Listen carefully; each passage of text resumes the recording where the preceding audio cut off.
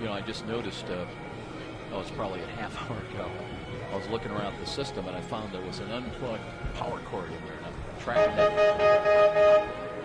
I'm tracking that down, and it was to the Comrex. So apparently it was all the while on battery. Oh boy! Thank God I noticed that. Plugged. Now we're plugged in though. Yeah. We got power. I don't know if anybody's ever tried to do this battery only. You know, for an entire game. I don't think today should be the chance. I'd be wary of that. I don't think we should try it today. Hey, what the heck? Yeah. Let's roll the dice. 10 seconds through the open. Copy.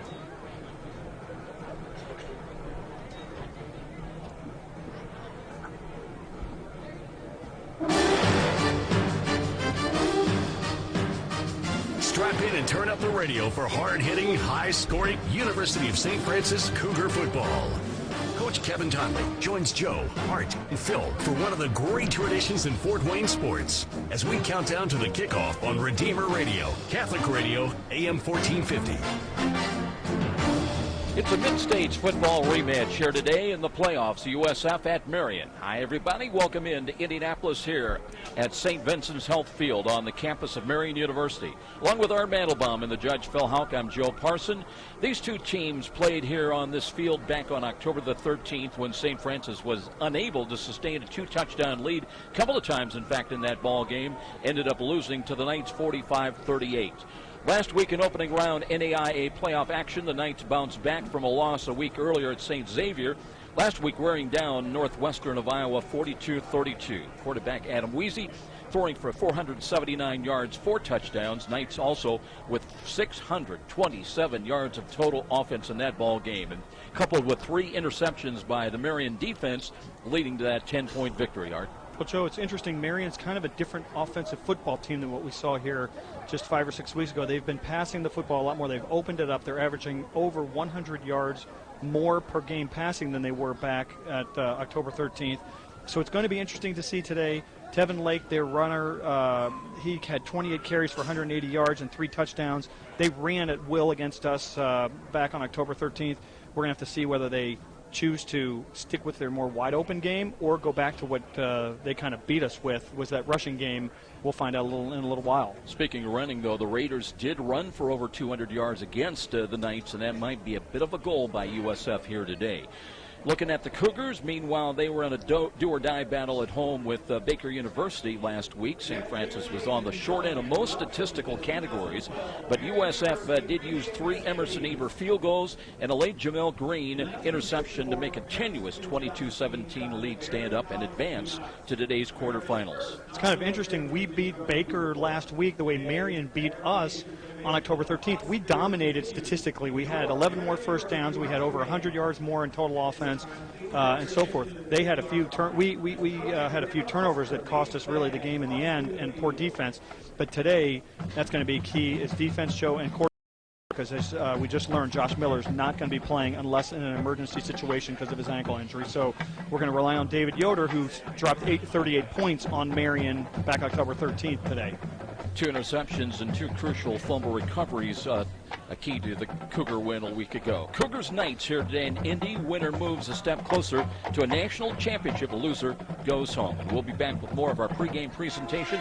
We'll check in with head coach Kevin Downey as well when we return to St. Vincent Health Field. And this is Cougar Playoff Football on Redeemer Radio, Catholic Radio, AM 1450. Welcome to Carland, man, where we have Okay, I'm going to pop us down. We'll go to Coach D's interview. I'm sorry. What's so funny? It's just that I've been to 6 car dealers today, and they've all wanted to show me their big selection and their huge savings. Well, Hey, how's your award-winning service these days? well, Look, this has been great. I'm just going to go see the Dodge boys at Glenbrook Dodge Chrysler Jeep before you try to give me free car washes. but we do have free car washes. Stop it! I'm going to pee my pants. Where's our band? We have magnets. The Dodge boys are not like any other car dealers. They're about you, keeping more of your money with more consumer cash, low interest rates, and tons of incentives. During the Jeep Celebration event, get 0% financing on all Jeep receive $3,000 minimum for your trade. And they will get you financed. Seriously, they will get you financed. Go to Glenbrook Dodge Chrysler Jeep during the Jeep celebration on Coliseum Boulevard under the giant American flag or online at GlenbrookDodge.com. Welcome back, everybody. Just ahead of kickoff with head coach Kevin Donnelly. A little bit cooler than we've seen of late. I was remarking to you, Coach, 2 weeks ago in just outside of St. Louis, 74 degrees at kickoff. We won't have quite that today. About wind chill, in fact, in the mid-20s basically all day long. Going to be a little bit cooler, but tell me about your team this week and the week of practice, getting ready for Marian in this second-round playoff game. Well, I think the kids have been pretty well focused in spite of the holiday and getting away with families and all that sort of thing. Having a ball game on a Thanksgiving Day weekend is difficult, whether it's home, away, whatever. But they've done well. We've had a good week of practice, and I think we're excited about the rematch. I want to take a look last week, a tough win against a pretty good, surprisingly, maybe a very good Baker University Wildcat team, winning at 22-17. Turnovers can always be a key factor in any ball game. You had 2 interceptions. Jamel Green with that ceiling win interception right at the end, and then the 2 fumble recoveries. And other than that, it was basically an even ball game. So I know you'd love to have another 4 turnovers here today. Oh, sure would. Turnovers is the name of the game when you get to this. Teams are pretty well. There's 16 outstanding football teams total. There's 8. There's going to be 4 after. Anybody can beat anybody. So it's about controlling the line of scrimmage on either side of the ball, both sides of the ball. And it's about ball security, getting takeaways, and making sure that you're taking care of it on the other side. So it's going to be a big factor today. Let's take that a step further. Adam Weezy, they seem to have a 2-headed offensive monster with Adam Weezy. He's coming off a 400 and just short of 450-yard passing ball game, and Tevin Lake always able to move the football, and he played very well against us. Let's talk specifically defensively about the challenge of stopping those 2 guys. Well, I think the first thing is we have healthy linebackers. When we played them before, we had nobody that was full speed. We got 80% that were held together with Band-Aids and tape. So I think we're better there. I think Caldwell's near 100%. Juarez is 100%. Doan is 100%. Terrell, pretty close. So we've got 4 guys that we can play physical defense with. That's the first starting point. And I think that we have improved a great deal since that mid-October date. I think our secondary has really gelled. They're throwing the football more right now, trying to figure out why. Maybe somebody's banged up and they feel like we got to go more in their attack. The quarterback throws it well. Got a core of receivers that can catch it. So, we've had to prepare to stop Lake and the running game, the big offensive line, and we've had to kind of concentrate on keeping the football in front of us with the pass. Head coach Kevin Donnelly with his take on the matchup here today. Coach Donnelly's 15th year with the Cougars, coming in with 263 overall career college coaching victories. Cougars with the number 6 ranking, 9-2 overall, 4-1 share of the Mid-East League title with the Marian Knights, head coached by Ted Karras Jr. The Knights are perfect 6-0 at home. They're 9-1 overall, number 5 ranking, and of course with that 3-way share with St. Xavier, Marian, and University of St. Francis with the Mid-East League title. So this is a good matchup. I mean, you look at the last 2 matchups. Cougars last won here on September the 25th of 2010. That was a tight ball game, 28-25, losing earlier this year on this field by 7 points, and expecting a good, close, tight ball game again here today. Yeah, we won the first 3 times we played them. Then we lost here. Then we won, I think, at home, and then lost here again. So I think we've lost 2 out of the last 3. We've won 4-2 or 4-2 against them overall. But, Joe, I really can't imagine that after rushing for 238 yards against us, that they're going to just air it out like they have been the last couple of weeks.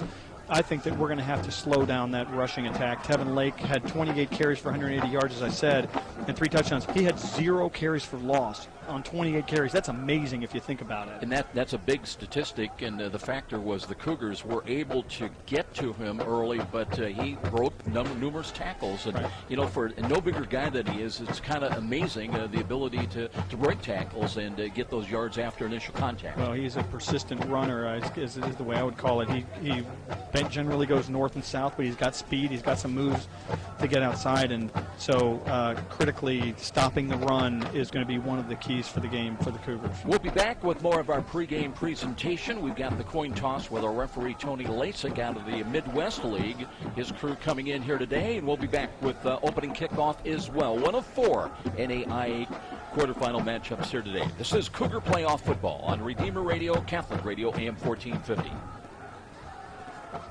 This is David F. Okay, let's get those 230s. I'm proud to support our student athletes and all right. commitment Now I'm going to let you go ahead. I'm also proud to have helped Cougars for run over 13 years get the best mortgage possible. Star locally services all the mortgages we write. Art, you'll have a live read at some point, Dr. Todd Briscoe. The fixed rates as low as 3.25 APR, and now is a great time to finance or refinance with us. Alrighty, sounds good. Call me, David X at star 260-418-6191. Member FDIC Equal Housing Lender. NMLS number 229839. Sometimes bad things happen to good people. And let's face it, sometimes you need the help of a good attorney to straighten things out. For over 30 years, Denver Jordan has been helping those who need expert litigation and ethical representation. Whether it's a need for expert litigation in business, personal injury, or domestic relations, know that Denver Jordan will always have your best interest in mind. Call 423-3525 for a free consultation. That's Denver Jordan, attorney at law, 423-3525. In the name of the Father, and of the Son, and of the Holy Spirit, amen. Let us pray. As we gather in your name, O Lord, there are so many things for which we are grateful, for you have created us in your image and likeness, and you have filled us with gifts and talents and abilities. We thank you for the gifts that you have bestowed upon these athletes, their coaches, their parents, and their supporters. We ask you to bless this contest in which we show forth the beauty of creation by using our talents wisely. Help us always to use them for your greater honor and glory in a spirit of fairness and competition, so that this game may truly be a way of bringing to the world an awareness of you who are Lord forever and ever. Amen. In the name of the Father, and of the Son, and of the Holy Spirit. Amen. It is game time for the winningest college football program in the state of Indiana. It's the University of St. Francis Cougars on Redeemer Radio, Catholic Radio, AM 1450, WLYV, Fort Wayne. Now, live to the stadium with Art Mandelbaum, the judge, Phil Houck, and the voice of the Cougars, Joe Parson. And yes, we've got the full crew with you here today. Welcome in again, everybody, to St. Vincent's Health Field with Art Mandelbaum and the judge, Phil Houck. I'm Joe Parson. 32 degrees right ahead of kickoff. Winds out of the west-northwest at about 9 miles an hour. Wind chill, the big magic word here today. It'll be in the mid-20s, and it'll be in the 20s throughout this ball game. A little change we mentioned 2 weeks ago in Belleville, Illinois, 74 degrees kickoff, not today. I'm glad to be in the box with you instead of down there on the field the way Phil is. It's breezy down there. Phil will tell us here shortly, but it doesn't look like it's going to affect the outcome of the game as much as just the sheer preparation and play of the kids on the field. Want to get your take on some of the keys today for the Cougars in particular. You know, they had that 2-touchdown lead here mid-October, but could not make it, stand up and lost by 7. How do you see this game shaping up? Well, Joe, one of these teams is going to have to stand up defensively. You know, the good sign is that we played a really good defensive game last week against a good Baker, Kansas team and made critical stops and got some critical turnovers when we had to. This game can't be scored in the 40s and high 30s like it was last time these two teams played if St. Francis hopes to win. And that, again, I've said it already twice on the air. I'm going to say it the third time already in 15 minutes of broadcast. We have got to stop their run. They can't run all over us and use that to then establish the pass. I don't think they're going to come out here throwing like they did, that they have in the last few weeks. I think that they think they can run straight ahead, and we're going to have to stop that. Hopefully the fact that we're healthier is going to allow us to stop them on the run. And then, Joe, quarterback play. Because of the fact that Josh Miller's unable to play except for an emergency purpose, David Yoder's going to have to come in and not throw interceptions. He's going to have to play mistake-proof football and manage the game. He doesn't have to win the game. He's got the weapons around him to do it. Those are the key things. And then big games. So we know turnovers, penalties, and field position affect every big game like this. Those are the obvious ones. Cougars coming out onto the field, and they're dressed in their white visitor uniforms with the blue numbers, silver helmets. We're waiting for the Knights to come out to our right. This is one of 4 games going on in the NAIA playoff action today. in Chicago. St. Xavier home against Cumberland. Both teams 10-1 in that particular ball game. Southern Oregon, they're at the 11-0 Morningside in Sioux City, Iowa. And the other game, it's Missouri Valley. Of course, we were out there last year. 11-0, Mo Valley taking on Bethel of Tennessee. Bethel's got to be one of the stories of the game as of Art that they came from behind in a wild game in the last seconds, winning it by 1. And Joe, we just had the coin toss. St. Francis won the coin toss and elected to receive, and I think the judge is down there on the field. Let's go down with Phil House.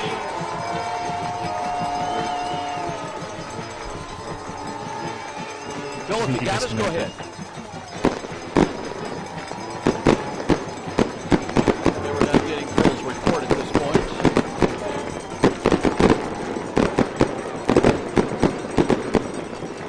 Robert, can you tell us, do we have to turn the system at this point? We do not. Okay, we'll be coming back for Phil, but we'll check the scene. Cougars against the Knights getting ready in this second round playoff matchup here in Indianapolis. And we'll wait, and know you've got some information for the fans as well, Art Mandelbaum. And Joe, we do know that, as we said, Josh Miller's not going to play to start the game unless in an emergency, so we'll see whether that plays a factor. Your communication sponsor for today's game is Dr. Todd and Mary Briscoe. If you can hear this game, it's thanks to Dr. Todd and Mary Briscoe Family Dentistry. Your generous financial support helps make this Redeemer Radio sports broadcast possible. Need emergency dental care? Call Dr. Briscoe at 260-486-9950. Looking at some of the respective numbers, as a scoring offense, very similar. Cougars come in averaging just under 35 points a ball game. Marian averages just over 36 a ball game. That puts the Knights at number 2 overall in the Mid-States Football Association. Cougars at number 4. Scoring defense also very similar. USF number 6 in the MSFA so far, giving up just over 16 a game, and Marian under 16 points a ball game. So only a point or two separating the two teams either way. And it does look like St. Francis is going to get the football first. They'll be returning from the north goal to our left and moving the football from left to right. Of course, that means that Austin Coleman will have a chance to get his hands on the ball. Still number 1 in the MSFA, averaging 28 yards a kick return. Last week he had 4 kickoff returns. He had a long of 29, and I say only because you're used to the big returns by Austin Coleman. Let's go down and see if we can check in with the judge, Phil Houck. Apparently still working to get him cleared away on the system, so we'll continue on and pick him up when we can. Akeem Kelsaw is back there in kick return as well. And Marian, they'll kick away from right to left. Early moments, and here is the kick, end over end. Sails and coming up, it's taken inside the 5 by Coleman. Works to the 10, 15, left side 20, 25, and splits some defensive pressure, brings it out close to the 30-yard line. So that'll be a return of about 27, 28 yards, and it'll be St. Francis with their hands on the football, 1st and 10 for the first time today. Well, decent field position at the 31. We'll start there, and Austin Coleman got his hands on the football, which last time when we played them, they did not kick to him at all. They'll spot it at the 31-yard line from the left side hash mark. Cougar offensive line averaging 273 a man tackle to tackle. David Yoder starting today at quarterback out of the pistol, looks right side, throws, and there's Cam Smith with a catch at the 35. Tripped up, he got another couple of yards across the 37-yard line. So a good start for St. Francis and a gain of about 6, maybe 7. That was just a little kind of a rocket screen. The widest guy took a few steps inward, and fast pass by Yoder, maybe get him a little bit of confidence. Cam Smith had 1 catch for 47 yards last week. 2nd down and a long 3, this time from the right side hash mark. Running back is Antoine Campbell. They'll give the ball off to him in the middle and try to reach the 40-yard line. Second effort, let's see. They give him a good spot just over the 40-yard line, short of the 41. They'll move the chains. And I think we've got Phil Houck on the line. Let's go down and check in with the judge if we can, this first report. Thanks a lot, Joe. I'll tell you what, in the locker room before the game, the key theme that Kevin Donnelly had was that, hey, we're a family, and I'm very proud of you guys. Now let's go out there today and just prove who the best team is. So that was Kevin's message to the team as they went out onto the field. Now back to you. 3 wide to the left side. New first down for St. Francis. Aaron Betcher, the widest of all. Wide to the left. Yoder looks, checks up, runs, and stumbles at the 40. Now runs to the 45. Gets by another to midfield. He's got a first down into Marian territory as he backpedals down close to the 39-yard line. Wow, that was a nice scramble, Joe, of about 19 yards. And, you know, he felt the pressure, did Yoder, coming from the right side, so he rolled left, got through some traffic, and was able to make the first down and more. Yoder had ran 3 times last week in the win over Baker. Now our referee, Tony Lasik, chatting with some of his crew. I didn't see a penalty flag on that, but we have an official's delay at the 13:42 mark.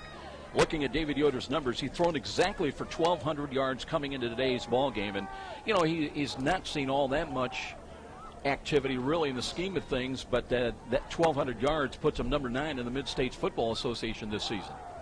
Well, the referees had a nice little visit at the 40-yard line where they placed the football, but nothing came of it that we could tell in terms of the impact on the game. So it's a 1st and 10 for the Cougars. Cougars, though, into Marian territory for the first time today, and they'll have 3 wide this time to the right. Yoder with Campbell lined up behind him. Long count from the line of scrimmage. Looks to hand it off tackle run, and not much there. Campbell's second effort tries to reach the 38-yard line. Let's see where they're going to spot that ball. Look at Campbell's numbers coming in. He's run for 1,188 yards. That's 3rd best in the Mid-States Football Association. He'll pick a tough 2, and it'll be 2nd down and 8. Now Colin Hariff checks into the ball game. In the last 2 ball games, Colin is really, he's had his first 3 touchdowns receiving of the season the last 2 ball games. He's to the short side, split wide to the left. 2 wide to the right. Yoder drops to throw. Look, steps up in the pocket, throws left side, and there's a comeback catch just out inside the 30-yard line to the 29. Speak of the devil, I think that was Hariff. So Hariff trying to help out his quarterback. And Yoder had the time. The offensive line did a good job of freeing up enough time for him to find an open receiver and an open route. 9 yards and a first down at their 29. Joe, Colin Hariff has a lot of talent. I saw him play in high school so often because he played with my son Ben at Homestead, and it just was a matter of time before he came of age. Empty backfield now. Yoder back there. It's 1st and 10 from the 29-yard line. Early moments of the ball game. Cougars try to put something together. Here's a quick throw to the left, and that one is Aaron Knight. Boy, that was up for grabs. It was to the inside portion of the field.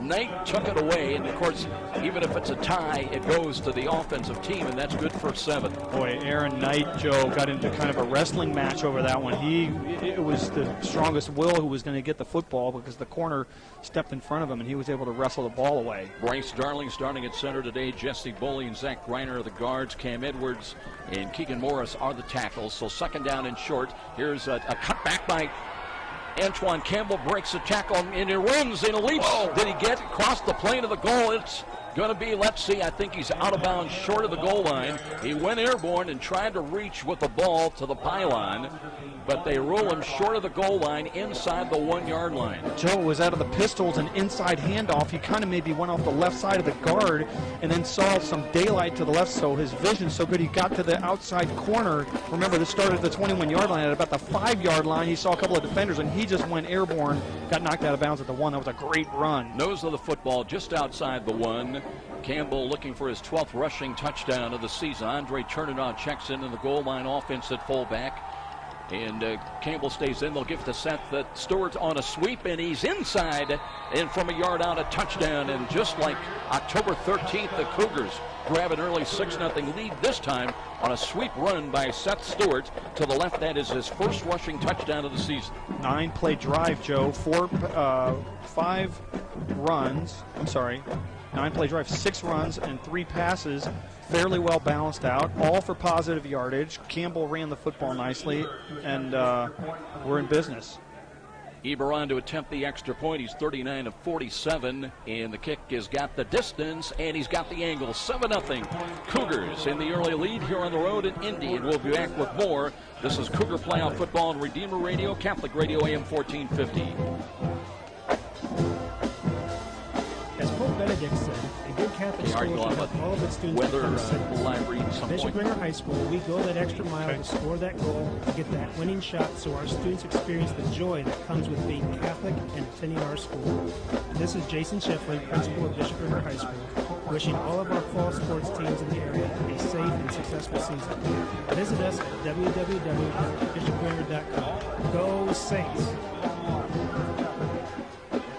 Cook Brown is back in the kick return. He'll be joined by Anthony Jones. Jones had 3 kickoff returns last week here against Northwestern. He had a long of 21, but Brown is their main man. He's had a long of 48 yards. They do not have a kick return this year. Let's go down and check in with the judge, Phil Howe. He's connected. I don't know why he's not talking. Okay, we'll keep working on it and see if we can get him into the system. Right now the Cougars have a 7-0 lead. Seth Stewart, good block. It remind me of Alfonso James years and years ago. Yep. Joe, that was an 8-play, 69-yard drive that took us 3 minutes and 25 seconds to complete. Stewart with that 1-yard run.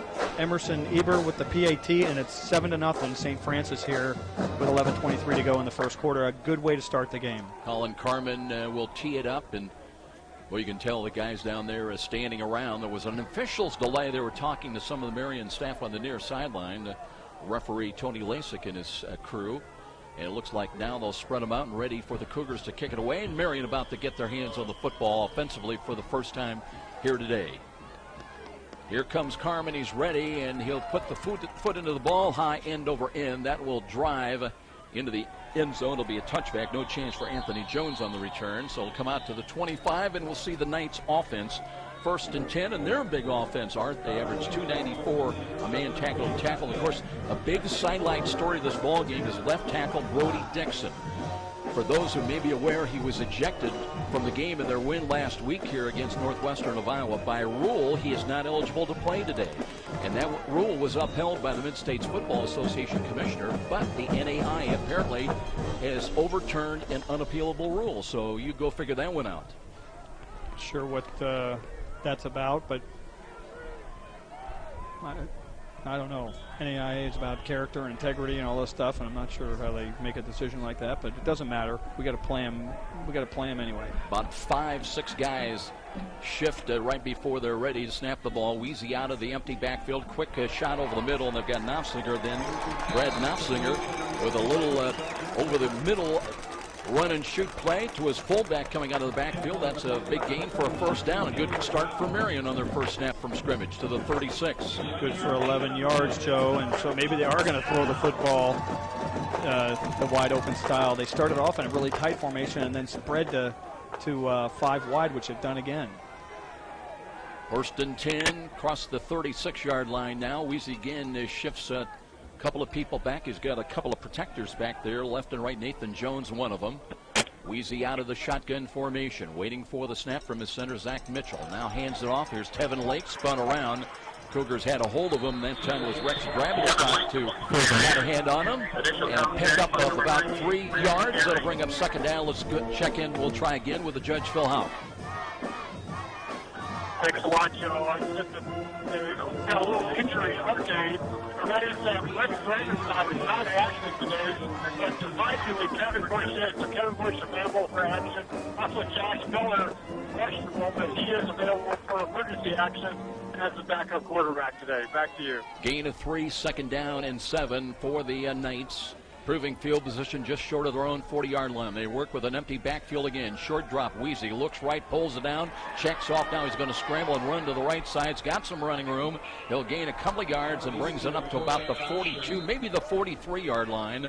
So positive yardage out of that scramble run by Adam Wheezy, who came in with just 39 rushing yards on the season, but a good gain and brings up a manageable 3rd down and 3. Well, we flushed Wheezy out of the pocket that time, and it looked like we might have had him maybe a chance for a sack, but Anthony Moore was running after him and I think made the tackle after he gained about 4, I guess they're going to call it. A pretty good spot. So 3rd down and 3. They've got to get up to their 46-yard line on 3rd downs. The Knights are number 1 in the Mid-States Football Association, over 50%.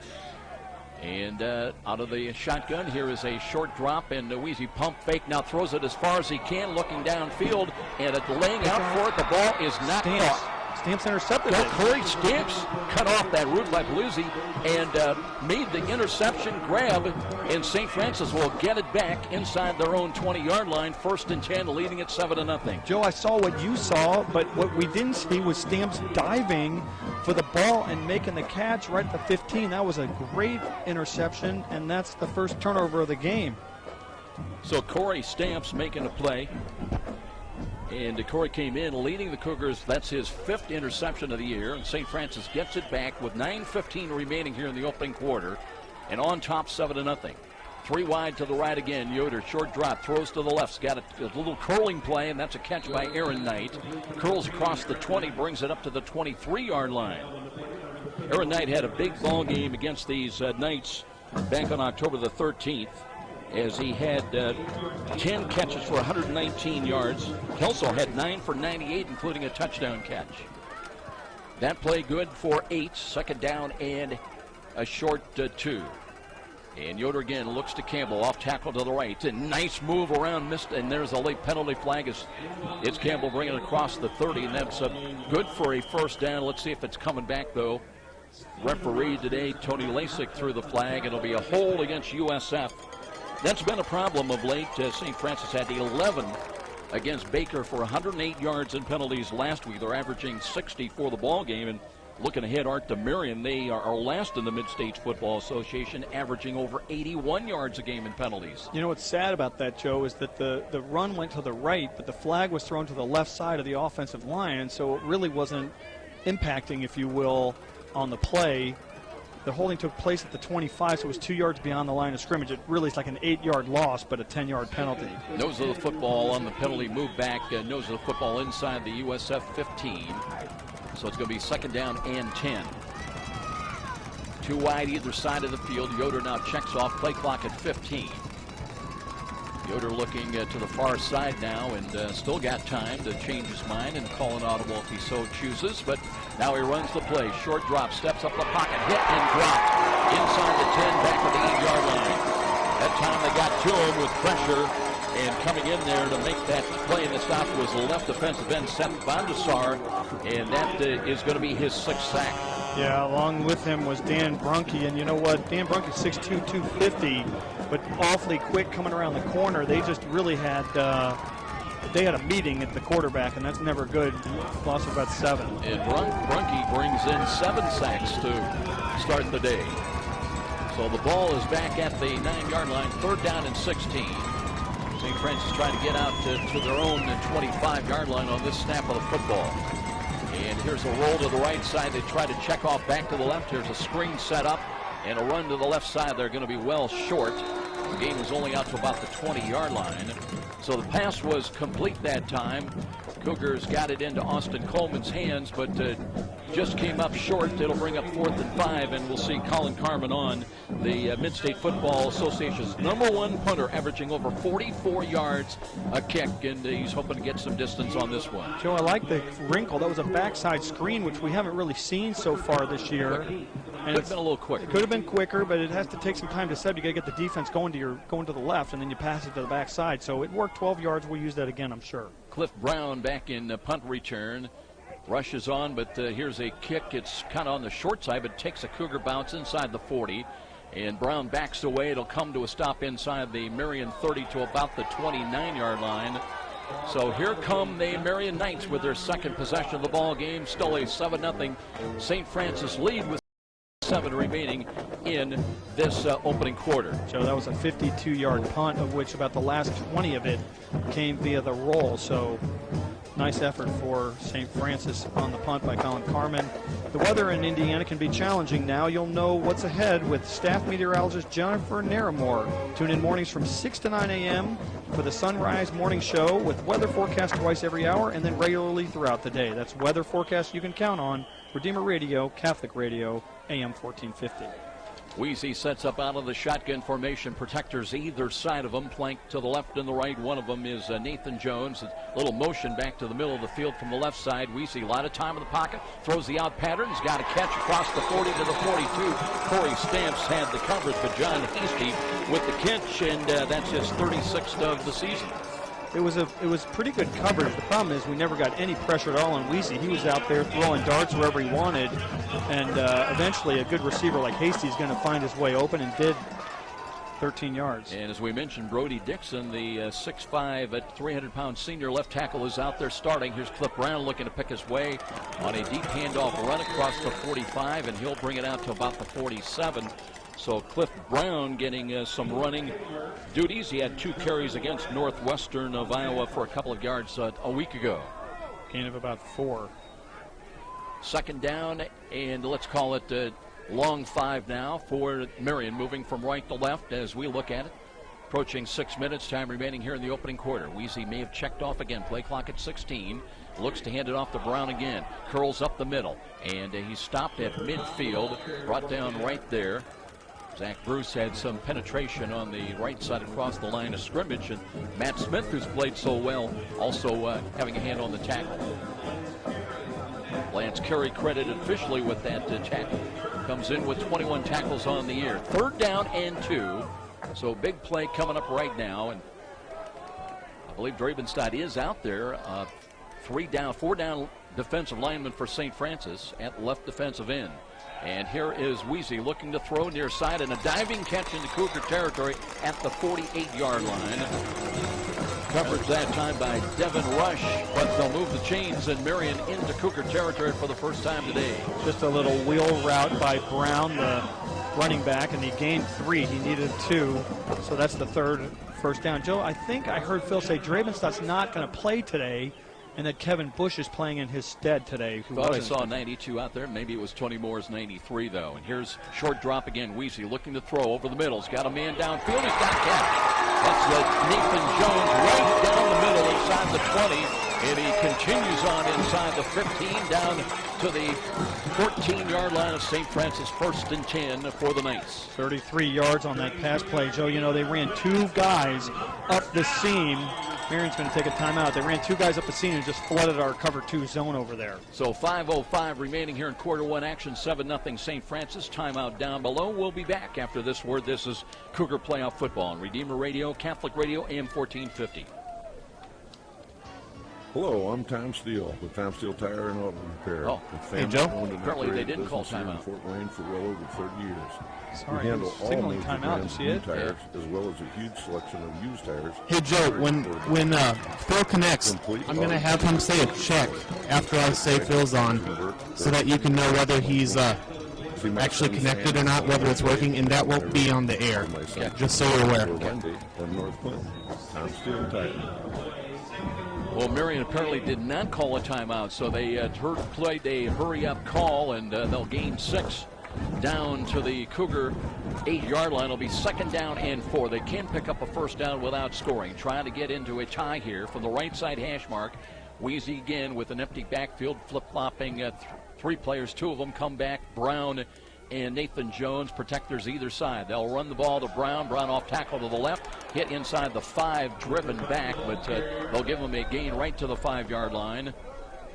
And it'll be short of the first down stick, so now they've got to come up with a 2nd down call. It's going to bring 3rd and 1. Yeah, 3rd and 1. Justin Juarez made the tackle there, open field tackle, the good open field tackle.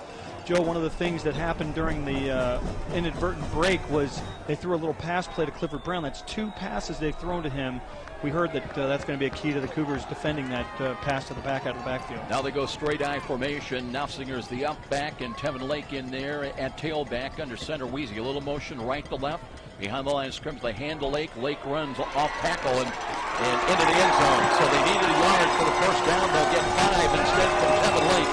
And that's his 14th rushing touchdown of the season.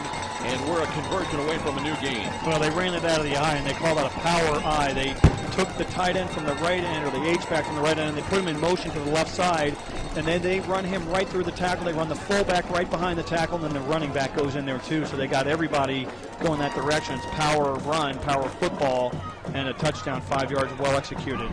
Mike Josefovsky in to attempt the extra point. He has not missed this year. He's a perfect 48 of 48. Get him, buddy. And the right-footed kick is on the way, and he drills it and converts in a new game here at St. Vincent Health Field.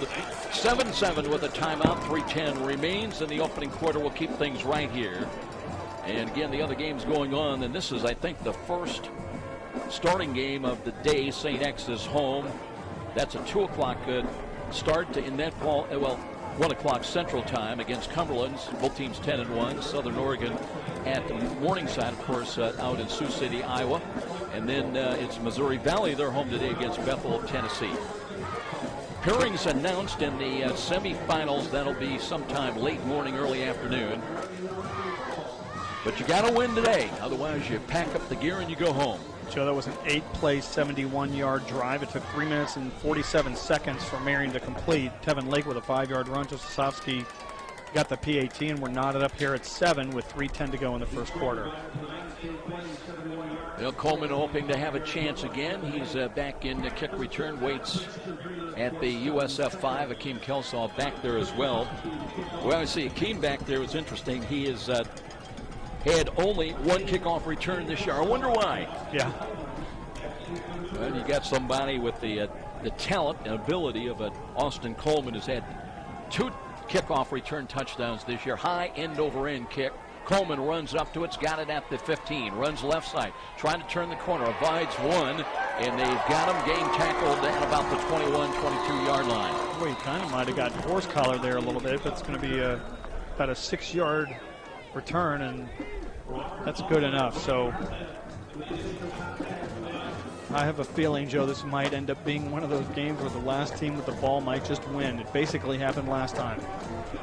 Well, there's still a lot of people talking about that Bethel-Georgetown game. Georgetown, of course, number 1. It laid 61 on Bethel, I think, in the first matchup. But they lost by 1, 45-44 in the last seconds a week ago. And at home at Georgetown. Here's Yoder now looking to hand the ball off. A nice cut up the middle. And that's time it's Mathewson, who fights close to a first down as he brings it across the 32. They may give him another yard to the 33-yard line, and that is good enough for a first down. They'll move the chains, and a good, hard-nosed run that time by Kyle Mathewson, who came in with 4 rushing touchdowns and 247 rushing yards. Mathewson actually showed some pretty good moves there. We knew he had them, but he's more of a north-south runner. He kind of cut to the left and got into open space there for a second for 10 yards. Kelsaw and Knight split wide to the left, the short side of the field for David Yoder out of the pistol. Looks to hand it to Mathewson again. Off tackle, finds running room. He's got another first down as he stumbles across the 45 and brings it out. They may see the knee hit right at the 45, but they'll move the chains again, and back-to-back 10-plus yard runs by Kyle Mathewson. You know, I look at the contradictions between he and Antoine Campbell, and Campbell's more of a patient runner. He wants to look and see. Matheson's going to just jam it down your throat, and if he can get a slip hole there, he's going to be fast to the hole and really does a good job with it. Mathewson brings a lot of lumbering power to his run game. Now 3 wide to the right side. Yoder again. Blitz coming defensive left side, and nothing there. Well, it's a Yoder that faked the handoff, but he's going to lose yardage back inside the Cougar 45 to the 44-yard line. Well, his option was speed option, and it worked because they faked the dive, but the problem is the defensive end never got blocked. Somebody's got to block the defensive end. He came up and was able to get Yoder, who was trying to run around the corner with it. A loss of 1, second down and 11. Now we're down 1:44 remaining in the first quarter here in Indianapolis. 7-7 tie between these two teams, ranked in the top 10 this year. Yoder this time with 2 wide to the right. And now with the snap, he gives ground in the pocket, throws to the left, and that is a catch at the 44, and that should be good for a first down as Seth Stewart helps out. I think that's Colin Hereford was with that catch. Little post actually down and up, had to run, and he came back again to help out his quarterback, and they'll move the chains at the 45 of Marian, 1st and 10, St. Francis. 11 yards on the pass play, and St. Francis has its 7th first down here of the first quarter as we're down to 1:17 to go. The good news is we're at midfield. The bad news, I got a big pillar right in front of me. Yeah. Oh. Who designed this? Let me scoot over for you here. You're good. You're good, my man. Here we go, and they'll hand the ball off, and here's Mathewson, and this time going nowhere. Maybe leans forward after first contact for a yard to the 38. But the stiffening defense against the run that time certainly by the Knights. Joe, in these playoff games, 7-7 here, 50 seconds to go in the first quarter. Like every play, you're on the edge of your seat. Usually a regular season game, you can kind of relax a little bit. Every play, edge of the seat. Garrett Pritt in on the staff stop that time. Of course, Billy Baker played for Belmont so many years successfully. One of the leading defensive linemen. Gain of 1, 2nd down and 9. 30 seconds remaining now in the opening quarter. Yoder again barking out the signals. Drops to throw, looking. Throws over the middle. That one is, boy, that should have been intercepted. Double coverage as Knights had their hands on the football, but incomplete, fortunately. Taylor Maxey was back there, had part of the coverage as well, and boy, David Yoder very fortunate that time as he'll have 3rd down and 9 coming up. Joe, it literally hit the defender in the face. I mean, the ball hit him in the face, and he didn't have it. Was it Rogers, the safety, I think, who was actually behind the play? Maxey was on the coverage, but boy, it was an ill-advised pass. Cam Smith wide to the right now, 3rd and 9, and Yoder to throw again, looking, throws right side, and here's Smith going down to his knees, and he gathers it in at the Knight 31-yard line, and another first down for St. Francis with 15 seconds now remaining in this first quarter. Clock stops, of course, while they move the chains. They needed 8. They got 12 down to the 31, and we're going to let the quarter run out here, it looks like. And it'll be a 7-7 tie as we'll go to the quarter 2 action here at St. Vincent's Health Field. Number 5 ranked Marian against number 6 ranked St. Francis in a 7-7 tie. This is Cougar Playoff Football on Redeemer Radio, Catholic Radio, AM 1450. Matthew F. Hatfield, a health insurance specialist for those aged 65 and older, and for those under age 65 receiving Social Hey, Joe, to elaborate on what I said before, when Phil connects, after I say Phil's on, I'm going to have him just say check. And if you don't hear that, don't go to him if Phil's bad. Robert, at the very end of Phil's report last time, he actually sounded okay, but I don't know if his voice wasn't up to it. He needs to cover the mic and be loud because that was we could only hear the last 5 words. Okay, I know that. Cool afternoon here in Indianapolis with Art Mandelbaum and the Judge Phil Houck. I'm Joe Parson. Well, partly cloudy skies, very cool, 32 degrees at the kickoff, but the winds out of the west-northwest at 9 miles an hour. Wind chill in evidence at the start and throughout this ball game. It will be in the 26 degrees. And it's not going to get much better than that, Art. No, Joe, a little contrast this week as opposed to back on October 13th. We had a 21-7 lead at the end of the first quarter. It's all knotted up at 7 here today. Things are a little tighter. These teams know one another. Aaron Bencher wide to the left side on this first down snap coming as we get ready to start quarter 2 action. Antoine Campbell back in there now as the running back. And Yoder option run, now wants to throw, steps up, spun around, throws, and threw it away. They had him wrapped up. He was looking to Brenton Williams' direction, sideline right, but Marian had a defender out there as well, and wise decision not to take the sack, and Yoder able to get rid of the ball. We didn't have a receiver out in that area. I'm not sure he was outside the pocket, but nobody ever questioned it. The official never even looked like he was thinking about the intentional grounding, so we thank them for that. 2nd down and 10 with the ball at the 31 of the night. 7-7 tie. Now 3 wide to the left. That's the wide side of the field. In the middle is Austin Coleman. He's got double coverage again. They've got 2 safeties back, and they'll run the ball. Here's Campbell. Little stop-and-go move and hurls forward inside the 25. They'll give him another yard to the 24-yard line. Little stop-and-go move that time by Antoine Campbell trying to read the blocks. Joe, we've got another first quarter score at the end of the first quarter. Morningside 14, Southern Oregon nothing. So Morningside, the top seed, or the second to the top seed left in the tournament. And historically, we have seen the Mustangs a couple of times in Fort Wayne. Never, though, in Sioux City. 3rd down and 3. Yoder ready to put the play into motion once again. Tight three to the left side. And he wants to throw again. Blitz is coming. He throws over the middle. That ball is intercepted. Brunke's got it at the 30. Runs near side up the midfield and into Cougar territory. Down inside the 40 to the 36-yard line. So Dan Brunke, that pass did not get the elevation. Brunke goes 6'2", and he's got his first interception of the day. And Marian in business trying to take their first lead of the afternoon. Well, I'll tell you something. If not the athletic ability of Cam Edwards, the left tackle, running down the field to catch a defensive end and bring him down, that could have gone for a touchdown. 37-yard return. Yoder with the interception. That's his 8th pick of the year. He gets 8 touchdowns. And now it will be 1st and 10 for Marian. Brunke on the pick, and they've got it at the University 35, at the University of St. Francis 35-yard line. Great opportunity for Adam Weezy now as he repositions Tevin Lake off to his left. And Weezy with 12 on the play clock now, directing traffic to the right side. He's got 2 wide to the right to the short, looks to the left though, pump fake now, looking and scrambles, steps out of traffic, throws over the middle, and that short hopped in, incomplete, looking to Lake. Coverage that time by Quinn Doan. Joe, we had a 4-man rush that time, and the defensive line did a really good job of getting through on the left side, but it flushed Weezy to his left. He's a right-handed quarterback, and he's going to throw it away. Let's take it a step further also, that St. Francis also took away the options downfield. Let's go down and check in with the judge, Phil Houck.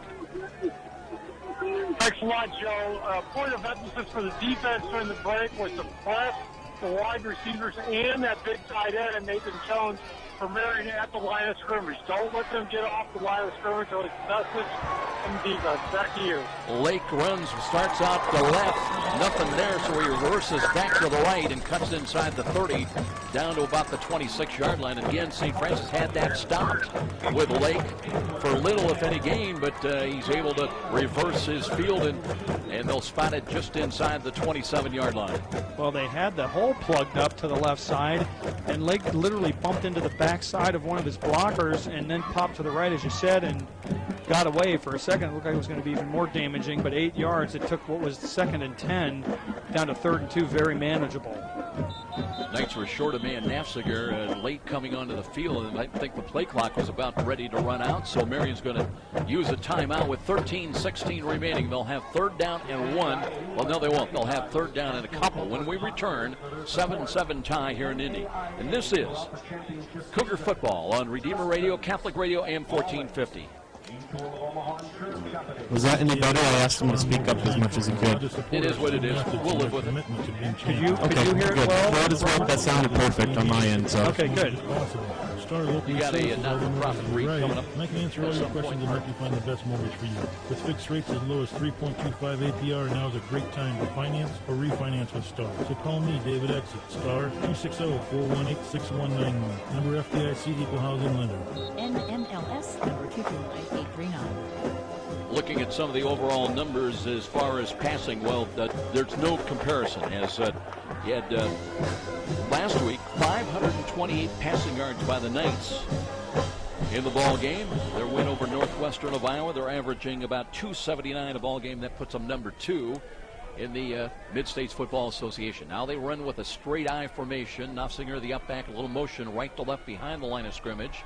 And Weezy looks to hand it off. Here's Tevin Lake off tackles. Got a bit of a seam and an easy conversion on the 3rd down call as he carries down to the 21. That'll be a gain of about 5 or 6.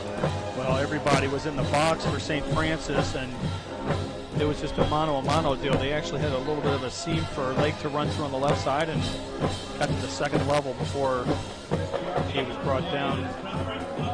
That 1st down, that's their 5th first down now. St. Francis has 8 first downs. Pretty evenly matched statistics so far.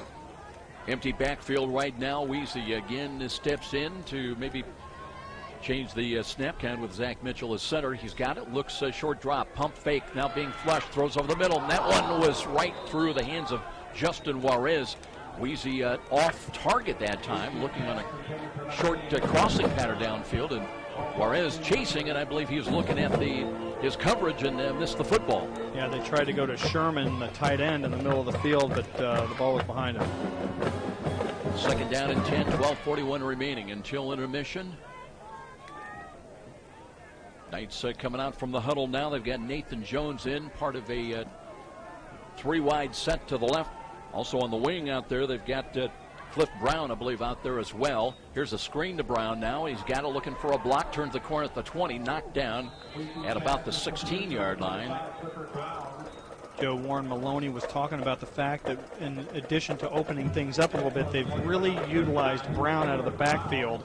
He's already got 3 catches in the game, and he's, gets him open space, match him up with a linebacker, and it's a big advantage for them they're taking advantage of. And really, we've seen probably Brown as much as Lake out there so far in this ballgame. Brown is coming off the field, going to stay in with John Hasty. Brown has touched the ball more than Lake so far. Third down and 6. They have it on the USF 17-yard line. 2 wide to the right, including Hasty. A little motion out of that, and here is a look and stepping up. Here's a throw over the middle and a drop ball. They had just an easy pitch and catch over the middle again. Anthony Jones with the ball in his hands, and nobody within about 10 yards of him. It's a curse that we've had such good weather, really. I mean, when it's warm, it's easy to get the ball. It's a little more sticky. It gets cold, things get a little more slippery, and the ball's harder. And we've seen a few drop passes now by Marian, so I guess I'm not complaining. We've seemed to have caught the ball. Josefowski on to attempt a field goal for the lead. They're going to spot this one just inside the 25 at the 24. It'll be a 34-yard attempt. He's 7 of 15 in field goals from 34 and the lead now with 12:02 remaining. Kick is certainly long enough. It's a little angle left to right. He's got it. 34-yard field goal at the 11:56 mark. And points on the board for Marian and a Knights lead here at 10-7. And we'll be back. This is Cougar Playoff Football on the road on Redeemer Radio, Catholic Radio AM 1450. Most football fans, you can't wait for the next game. It's a new season, new players, new possibilities, and you can't wait to find out what's happening with your school. Who's the hot team this week or the player of the week?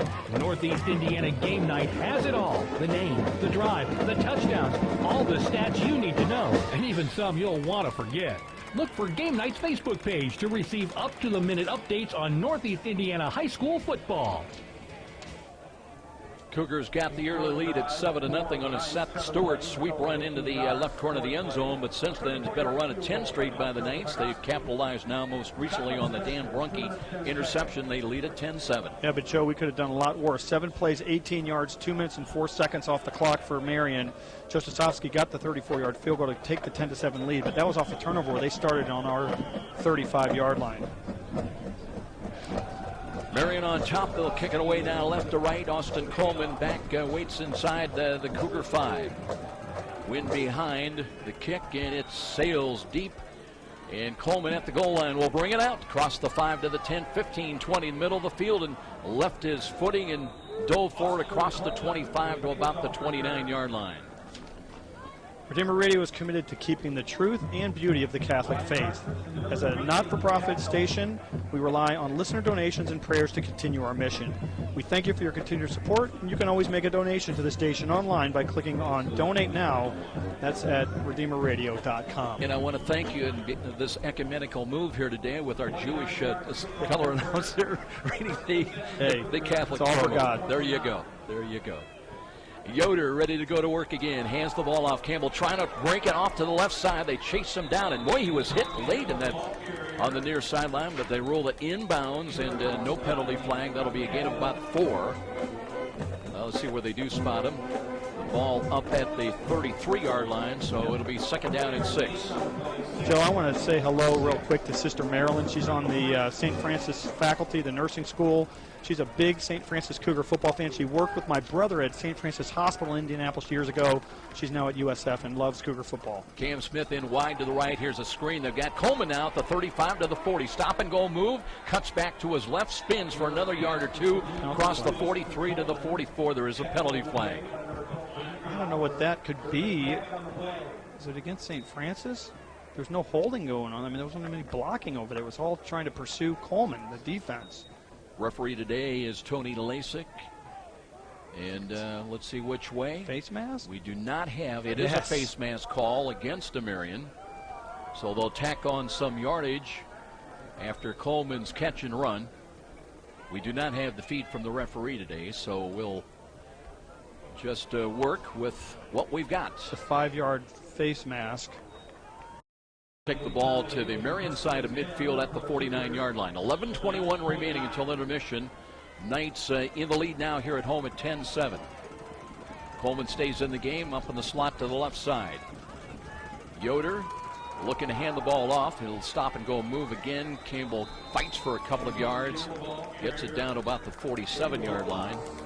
Boy, it's tough in the middle, going, right? It's tough going between the tackles, really, for either team so far. Everything's been to the outside, which is somewhat surprising because these teams are all pretty strong in terms of speed, but so making yardage on the outside surprising. But both defenses seem pretty quick, but straight ahead's been really, really good. Billy Baker's in there anchoring the middle right now. Down 3 defensive linemen for Marian. The gain of 1, 2nd down and 9. Yoder looking to the Cougar sideline now. Play clock is at 5, though. He's got to run a play with 3, with 2, with 1, and gets the play off, and they'll hand the ball off. Campbell again is stopped short of the 45-yard line. Cougar seemed a little bit indecisive just before that snap of that play. I think that Yoder was looking over to the sidelines trying to get some instructions, some audible instructions. I'm not really sure, but he was really late, and really after all that to get the clock down to practically 0 just to run it straight off tackle, wasn't a lot of ingenuity there. On 3rd downs against Baker last week, St. Francis was 6 of 14 for 43%. That's decent. But they've been converting at over 50% on the season. They need 7 now on this 3rd down snap. Empty backfield. Yoder throws to the left. There's Knight right through his outstretched hands. Covered by Taylor Maxey. It'll be 4th down. The Cougars will have to punt. Well, Joe, I think that ball was thrown behind him. Knight had run a good pattern, got inside position on the defensive back, but Yoder might have just been a hair behind him, so could have been caught, but probably should have been a better pass. Flip Brown back in punt return, number 1 this year in the MSFA, and average just under 18 yards of punt return. He's got a long of 66. And Carmen, of course, the Mid-State Football Association's number 1 punter from the USF 41.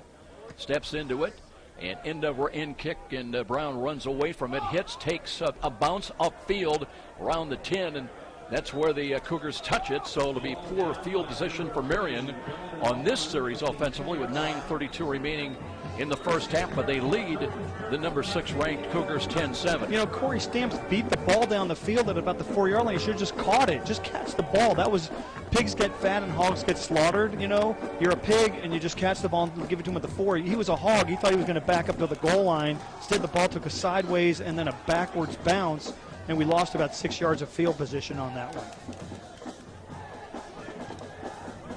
And Weezy's got his offensive unit out there already, including John Hastie's up on the slot to the right side. They'll also work with Anthony Jones. Again, Nathan Jones also.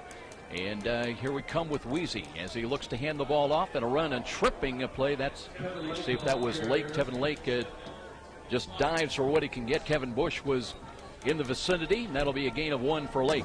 We were lucky. He tripped over the carpet monster there, the turf monster. He might have had the corner there. Yeah, and Kevin Bush is going to get a credit for a tackle because he was the only guy in the vicinity, but he didn't come anywhere near close to touching him. Marcus Neal now in at on the nose.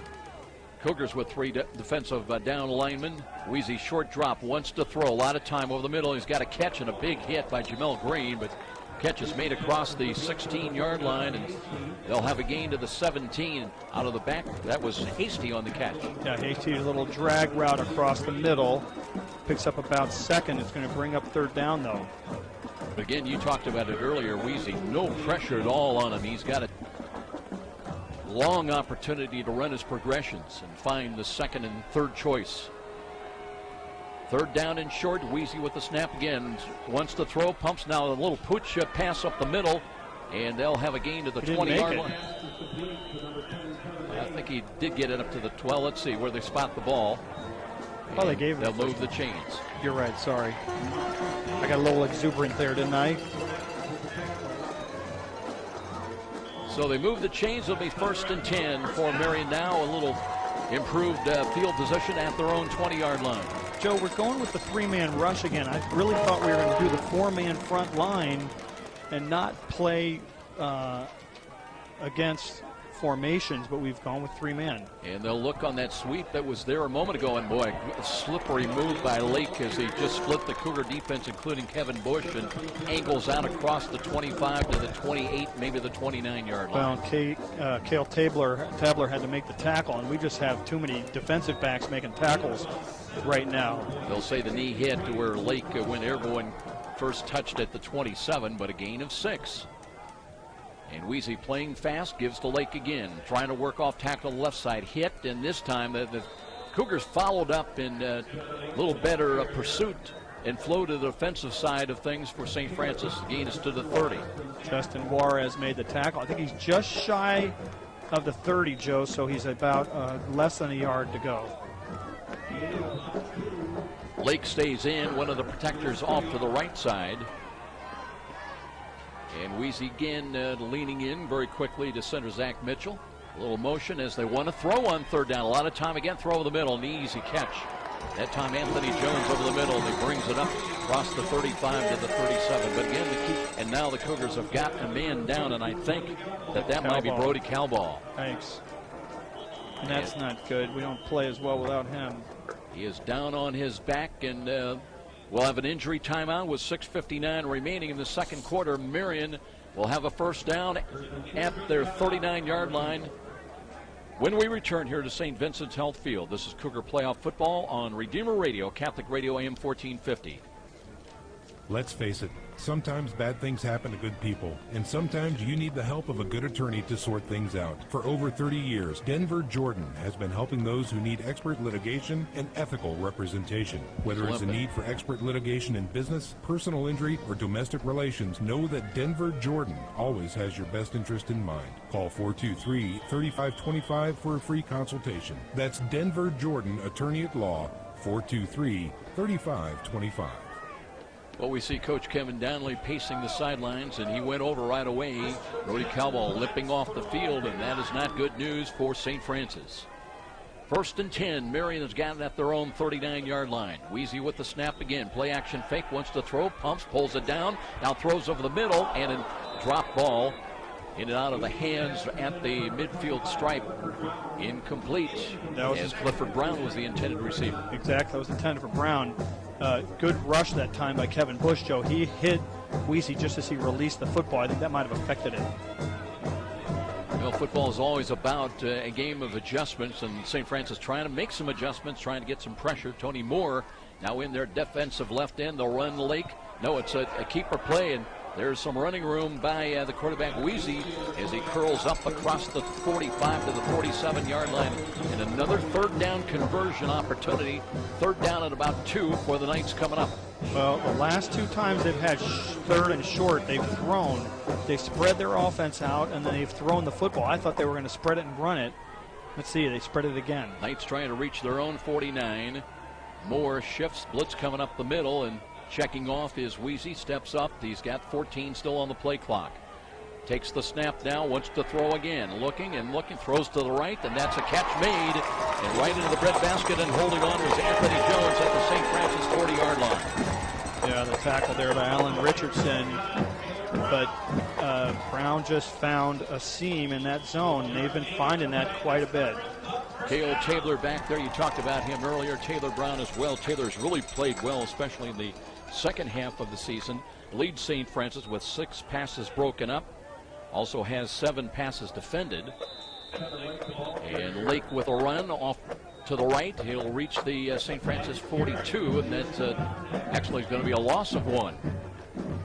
Yeah, they gave him forward progress. Now they spotted at the 40, Joe, so they gave him a gain of 1. And that time we had good pursuit. Doan got through there, knifed in, and made a tackle. Marian upping the tempo a little bit as Weezy out of the gun, ready to work again. Play action fake screens near side. got Jones, I should say Anthony Jones, and Cougars moved to the football very well. That was Devin Rush led the way, and that stopped it for a short gain of just one on that screen to the right side. Yeah, that's basically no gain. Devin Rush did a great job fighting off a block, Joe. They tried a little pick play kind of a deal. Two receivers out far right. One cuts in and blocks the guy guarding Jones, and he was able to fight through that. Rush was the guy getting blocked. Did a good job.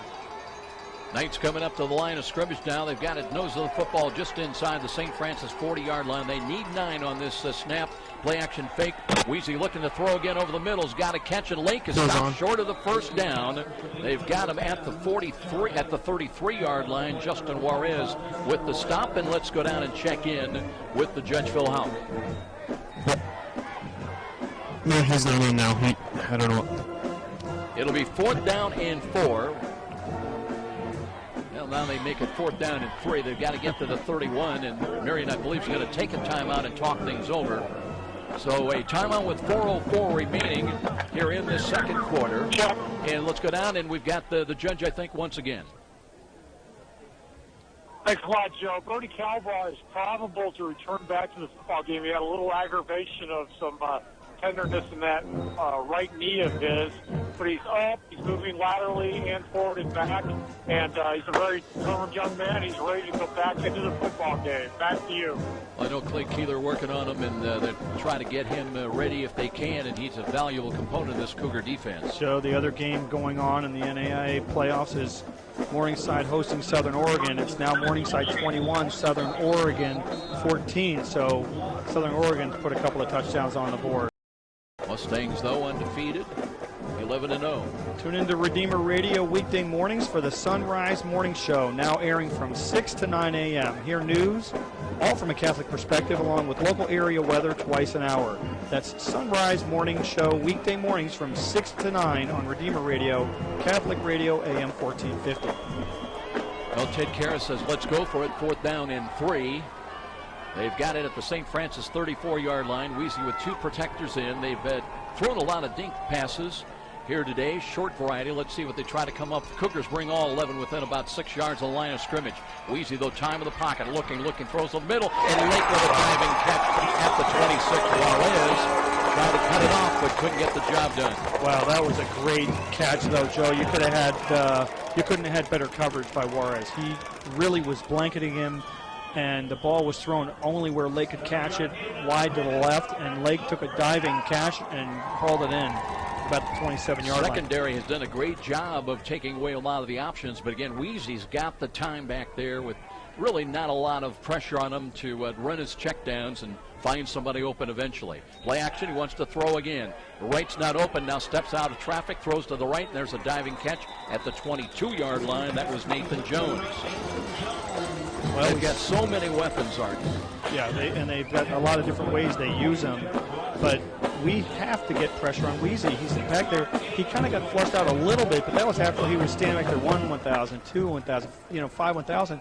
Quarterback usually trying to get rid of the football within a couple of seconds of getting it. He's got 4 or 5 seconds back there. 2nd down and 4. Now they run Lake, and Lake curls back to the right and not stopping, not before it reaches the 15-yard line. So in the play designed to go off tackle to the left side, St. Francis had that. By the way, Brody Calbaugh is back out there.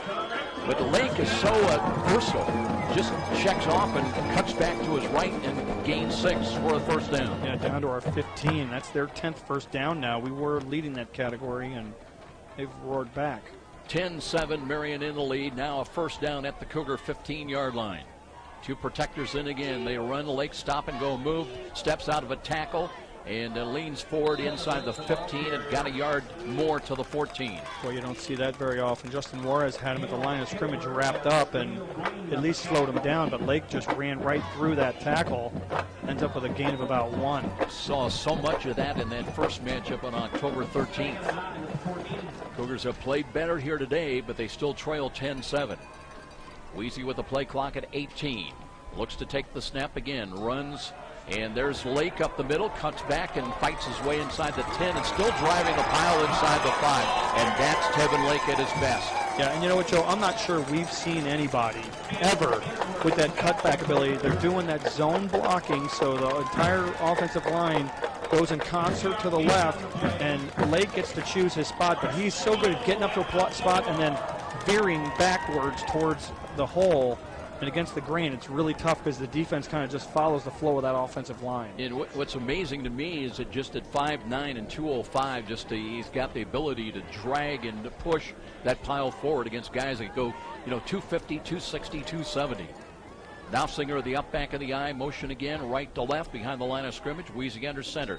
Looks and play action fake, spins, throws to the right side, got a wide open grab. And a touchdown on the right side, and they'll add 6 to the total. And wide open to the right, that catch was made by Brandon Sherman.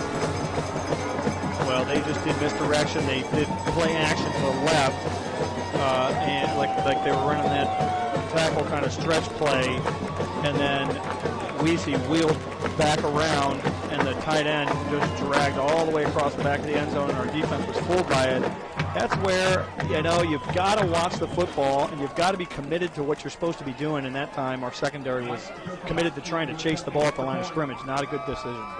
Josefovsky on to attempt the extra point, and a driving right-footed kick is good again.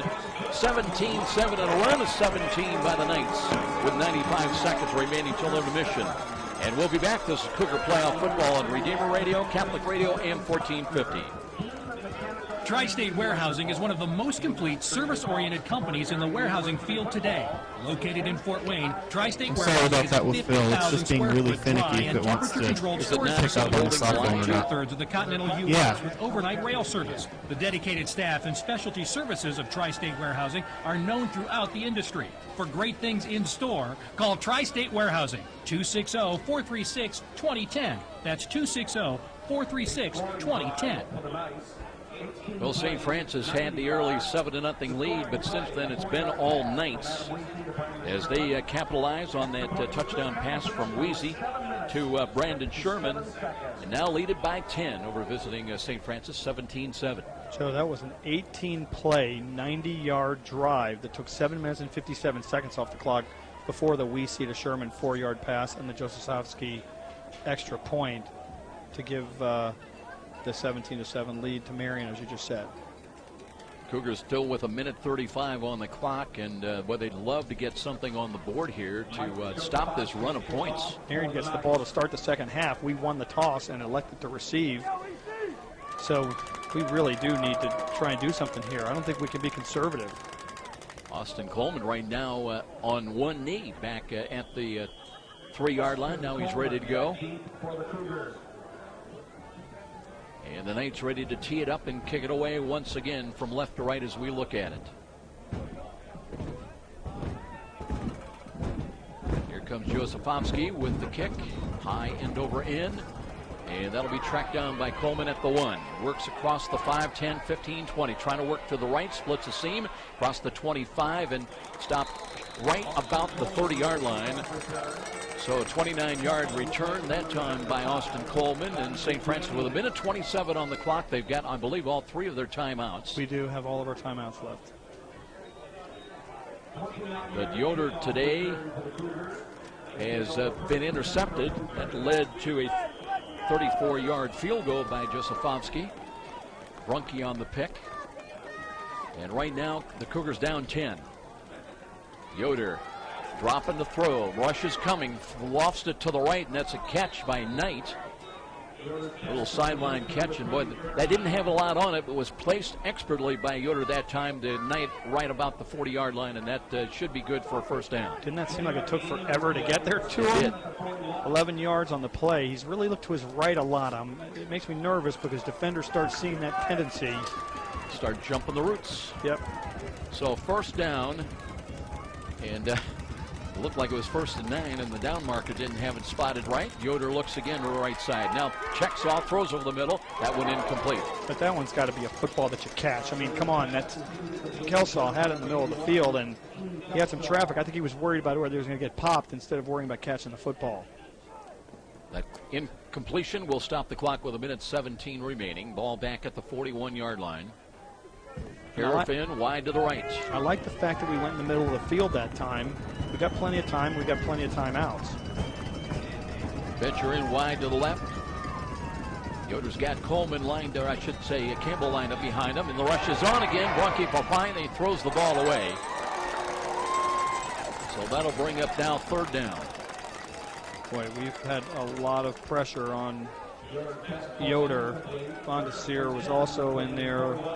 Van der Sar, I'm sorry, on with Bronchi, and we're having a meeting. Now the Cougars trying to get the ball to the 49 of Marian on this 3rd down and 10 call with 1:12 remaining. And now Marian's thinking maybe we've got a chance with a stop here to get more points on the board. They've had a run of 17 after trailing early on 7-0. Yoder again, blitz is coming defensive right side, and they've got Yoder ran right into the blitz. Never saw it, never read it, and now he's slow getting up. Well, the protector was asleep. And again, I hate to point it out, I think it was Kelso on that left side. He just let the guy run right by him. You got to pick that up, and you know they were anticipating the snap because the blitzer was Palmer, who was coming towards the line of scrimmage full speed, and he timed it perfectly, but nobody ever even chipped him at all. So there's nothing you can do about it if you're Yoder.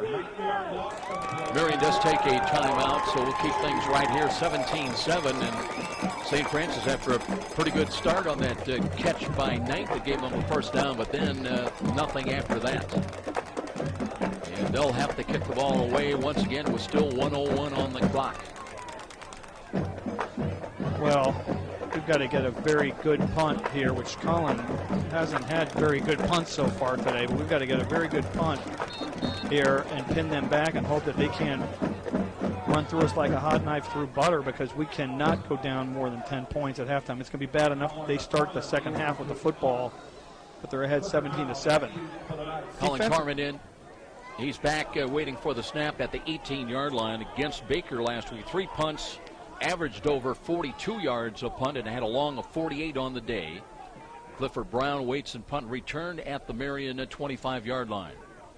Here's the snap. Carmen kicks it. Nice spiral kick. Brown backpedaling. Will take it at the 19. Fakes to his left. Runs to the right. He's got running room across the 30. Still on his feet out across the 35. Another Cougar down at about the 32-yard line. And that's going to be Devin Rush, who's slow getting up. But decent field position on the Clifford Brown punt return. They'll have it 1st and 10 at their own 37-yard line. Boy, I didn't remember Clifford Brown being such a weapon. It's a 13-yard return. I didn't remember him being such a weapon in that first game, Joe, but might have been asleep on the sidelines over there. So Ted Karras sends his offensive unit onto the field once again. And 50 seconds on the clock. I think Marian's got 1 timeout remaining. And they work from their own 37-yard line. 3 wide to the right. Wheezy, pulls it down and throws over the middle. He's got Hasty across the 40. Ball pop free. And a scramble for it at the 42-yard line. And let's see, while they unpile, and it'll be a 2nd down, Marian comes up with a loose football. Hasty lost it, but one of the big guys, Steve Sekuloff out of Fort Wayne, came up with the ball. Sekuloff's a Dwanger guy, right? And now they've got it. One of the Knights with a bit of a problem. I think that's Hasty. Hasty down on bended knee, so we have another injury timeout with 21 seconds remaining. 17-7 our score, and we'll be back with more here at St. Vincent's Health Field. This is Cougar Playoff Football on Redeemer Radio, Catholic Radio, AM 1450. This is David Eck of Star Mortgage Lending. I'm proud to support our student athletes and their commitment to being champions. I'm also proud to have helped Cougars for over 13 years get the best mortgages possible. Star locally services all the mortgages probably you write. steal one can answer all from your questions and help you find the best mortgage for you. With fixed rates as low as 3.25 APR, now is a great time to finance or refinance with Star. So call me, David Eck, at Star 260-418-6191. Member FDIC Equal Housing Lender. NMLS number 229839. 2nd and long for the Knights now in the dying, and then they run out of time. They did not get the play off. 000's up on the clock. So that run of 17 by the Knights holds up here at home after trailing 7-0. Then they get 17 in a row, and they lead the 6th-ranked Cougars On the road here today, St. Francis on the short end of a 17-7 score. And we'll be back with our halftime presentation to look at all the scoring and look at the numbers as well. This is Cougar Playoff Football on Redeemer Radio, Catholic Radio, AM 1450. Here's a money-saving tip from Mumper. Okay, run the Mumper and then run the halftime open. Exposed attic ceiling joints, ductwork, or new snow that quickly melts off the roof means you need to add insulation. We'll take the We'll 30 fill and then empty sidewalk 60. cavities We'll with insulation, have a lot of even through time. masonry aluminum or vinyl siding with no unsightly holes. Plus, we'll seal your crawl space with urethane foam. I'm sorry, you said take the 30 the next break or now? No, take the 30 now. Get your running. Free, no obligation energy analysis of your home. Sorry, just wanted to make sure. It's the halftime report with scores, stats, and insights. Here's Art, Phil, and Joe. Well, things started well enough for St. Francis as they took the opening kickoff and drove it downfield and got points on the board on a sweep run on a handoff to the left side by Seth Stewart. 1-yard touchdown run at the 11:23 mark with Eber adding the extra point. Things look good for St. Francis, trying to upset the 9-1 Marian Knights here at home. Marian came in at 6-0 here on the field turf at St. Vincent's Health Field. But after that, it was all Marian. As Corey Stamps had an interception, USF took over the football on Marian's, I think it was their second possession. Cougars took over the 15, but really couldn't do anything with it. Had to turn it back to the Knights, and they would turn it over to Kevin Lake on a 5-yard touchdown run in the first quarter on the 3:10 mark. Josefovsky, perfect on the year, perfect today so far, as he added the extra point. We were tied at the end of the first quarter at 7-7. Big play in the ball game, though. David Yoder intercepted by defensive end Blunky as he took it to the University of St. Francis 30-yard line. And that would lead to a Josefovsky 34-yard field goal at the 1:56 mark. So Marian had its first lead of the day inside of 2 minutes time remaining and led at 10-7. And then Weezy throwing touchdown passes at the minute 35 mark. Weezy to Brandon Sherman, their tight end, capping a 90-yard drive to make it 17-7 after the extra point by Josefovsky. And that's where we are here at halftime. Marian in control of things as they lead it by 7 at 17-7. We're going to step out after this 30-second break. We'll bring Art in. We're going to look at the halftime numbers. 17-7, Marian on top. This is Cougar Playoff Football on Redeemer Radio, Catholic Radio, AM 1450. Diamonds. Just a 30. Best friend, and diamonds are forever. And since 1988, Peter Franklin has been bringing you the finest diamonds imported from overseas diamond cutters. Peter Franklin Jewelers.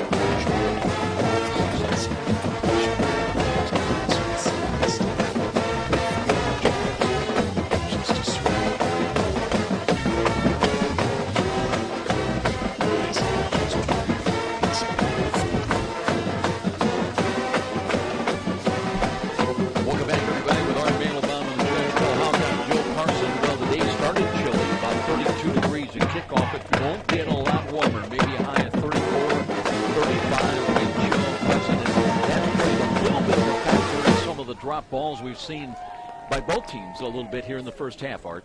Well, that fall, as we said, gets cold and it gets a little harder. And, Joe, it's 27 degrees right now. I just checked current temperature, so it's pretty frosty here. But I don't think the difference of the game has been any drop passes. What the difference of the game has been is just statistical advantage on both sides of the ball for Marian, leading 17-7 here at halftime.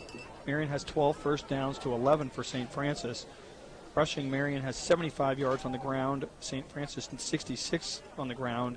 Marian 127 by air, 94 for the Cougars by air. So total offense, St. Francis has run 30 plays for 160 yards. Marian 37 plays for 202 yards. If you look back at the game when we played her on October 13th, we had 82 plays in the game to Marian's 60. So we had a big advantage in offensive plays. We have not had that kind of advantage because we haven't racked up that kind of offense. In terms of penalties, St. Francis has committed one penalty for 10 yards, Marian one penalty for 5 yards. So Both teams not penalized very much.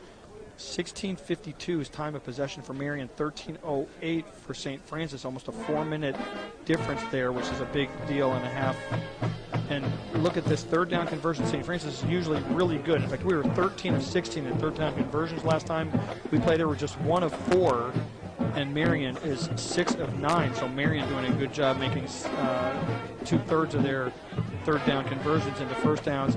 And then red zone opportunities. Marian's had 3 red zone opportunities. They've scored all 3 times. We've only had the 1 red zone opportunity and scored once. So 4 scores in the game, 3 by Marian, 1 by St. Francis, all on red zone opportunities. Everybody perfect on red zone opportunities. Looking individually, Tevin Lake, 58 yards on 12 carries. He's averaging 4.8 per carry.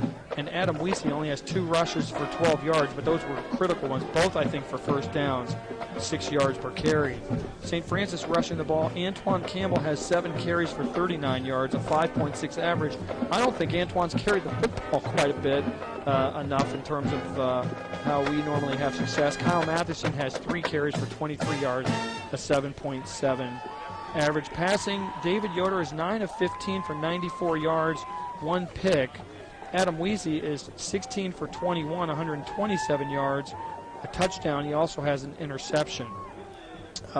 Receiving, Aaron Knight has 3 catches, 29 yards to lead the Cougars. Colin Harriff and Cameron Smith each have 2 receptions. Marian has 4 receivers with 3 catches each. Hasty, Anthony Jones, Tevin Lake, and Clifford Brown all have 3 catches. Sherman, though, has the 1 for a touchdown. He scored that touchdown with about a minute or so. Let's see, a minute 35 to go in the first half. Marian has yet to be forced to punt the football. 3 punts for Colin Cameron, averaging 45.3 yards. No punts, as I said, for Marian. Tackling, Taylor Brown leads the Cougars with 8 tackles, 5 unassisted. And Robert Palmer has 6 tackles for Marian, 2 unassisted. So the statistics aren't really dramatically different or lopsided one way or another. We just haven't really gotten anything going. And Marian had that 1 long drive to get their second touchdown to take the 17-10 lead. We gave them the field goal, and we had that silly turnover that they started with the ball on our 35. So, it's not horrible. They haven't been racking up big numbers, really. We just have to be a lot more sound defensively, and we've got to figure out a way to get the ball, get some yardage here. We've got to get some points on the board. And not to beat it to death, but Adam Weesey, he's so efficient with the football. You mentioned he's 16 of 21 through the air in the first half. Not only 127 yards, but they dink and dunk you to death. And he's had at least 3 or 4 drop passes, so he could be, 19 out of 21. But you look at his efficiency through the season. He's thrown for over 2,600 yards, 25 touchdowns, and now his 6th interception of the year, now in 26 touchdowns on the year. But he's averaging 263 yards per game in offense. And I just get back, Dave, you've got to have somebody, if you've got really true aspirations to go and try to win a national championship, you got to have a guy that can have those kind of numbers, the potential. We've said it from the get-go. We noticed it after the second time we played Carroll in the national championship. The teams with quarterbacks that are probably playing below their level, meaning they're better than this level of football, they could possibly be Division I football quarterbacks, are the teams that win national championships at this level for a reason. The Jimmy Coys and the world, and St. X seems to find them about every 2 or 3 years. Georgetown had the Eddie, whatever his name is. I don't even. I intentionally forget Evanston. I forget names like that for that reason. I wake up in cold sweats. I call those nightmares. Yeah. 17-7 here at the half, and we'll be back with more of our halftime presentation. This is Cougar Playoff Football on Redeemer Radio, Catholic Radio, AM 1450. Are you stuck having to find your own health insurance? When my employer dropped our coverage, I had no idea where to turn. Then I called PHP. I was connected right away to a real person right here in our community. PHP has an amazing team of member service experts who know our local healthcare providers and can answer any questions you have. Plus, PHP has a wide range of individual plan options to meet your needs and make sure you and your family have the coverage you deserve. And I love the fact that PHP is a not-for-profit insurance company, so their members come first. If you need health insurance, don't put it off any longer. Contact PHP, and a friendly, understanding service expert will take care of you and provide all the information you need. You can go to the website, phpni.com, or call 800-982 In just a few minutes, health insurance will go from scary to simple. All you need is PHP. Well, semi-final pairings coming out from the NAIA sometime late tomorrow morning, early afternoon. And then you're down to a Final Four. Will St. Francis be there? They've got to come back from a 10-point deficit at 17-7. And don't forget, it was Marian who will get the ball to start the second half. So a great chance for the Knights to jump on the Cougars and try to lengthen this 10-point lead. Some of the other games going on in the quarterfinal matchups elsewhere. Morningside up over Southern Oregon at 35-21. That's a halftime score. And St. Xavier actually trails against Cumberland's. But still fairly early in that ball game. 7 minutes remaining in the first quarter. 7-6. Cumberland's on top of St. X. And with 6 minutes left in the first quarter, Missouri Valley and Bethel. It's Missouri Valley leading over the Wildcats of Bethel at 6-0. And Bethel got to be one of those scary teams, Art, with a win last week at Georgetown. That again, if you look at some of the online comments, everybody just amazed how Bethel had a chance in a little bit more traditional fashion to win the ball game in the dying moment of the ball game, and apparently blew that as they lost a lateral after an interception and presented Georgetown an opportunity. And Georgetown scored quickly, had the lead, but then on the ensuing kickoff, Bethel comes back and wins it 45-44. And we're talking in the final seconds of that ball game. That'd be wild. It's like arena football. Yeah, there you go. But, you got to be a pretty good team because people don't go to Georgetown to win the playoffs. It's a hostile environment, and we've been there a few times and suffered a few losses. But, getting back to this game here, I don't feel like the Cougars have ever really been on stride at all. Their first drive was pretty nice. We marched down the field and got that score, but after that it was like we were out of sync. We couldn't get any pressure on Weesey defensively. We gave him so much time back there and we're playing zone that eventually guys are going to run to open spots. And offensively, it just didn't seem like we got in a rhythm. We had one drive, Matheson came out here and he chunked up a couple of big runs, but we stalled and ended up having to punt. Antoine Campbell's had some decent 5, 6, 7-yard runs, but nothing big, no breaking anything big, and we're just going to have to get in there and open things up a little bit. It's just tight, just really tight, especially between the tackles. Yeah, it's funny, we talked about two different contrasting things going on in this ball game. St. Francis really has not been able to get to Weezy and make him uncomfortable. The good news, the secondary's taken away a lot of his early options with downfield throws, but he's been able to go and run his progressions and check down to the number 2, number 3, number 4 receiver, and he's been able to find those guys. On the other side, they've put a lot of pressure on Yoder, late, quick pressure from the outside, and Dave at times has not had good reads on that, where they've been able to get to him, where he's just not had the time to step up and deliver that football. No, I think it's interesting. Our secondary has matured over the course of the season really pretty nicely and done a pretty good job.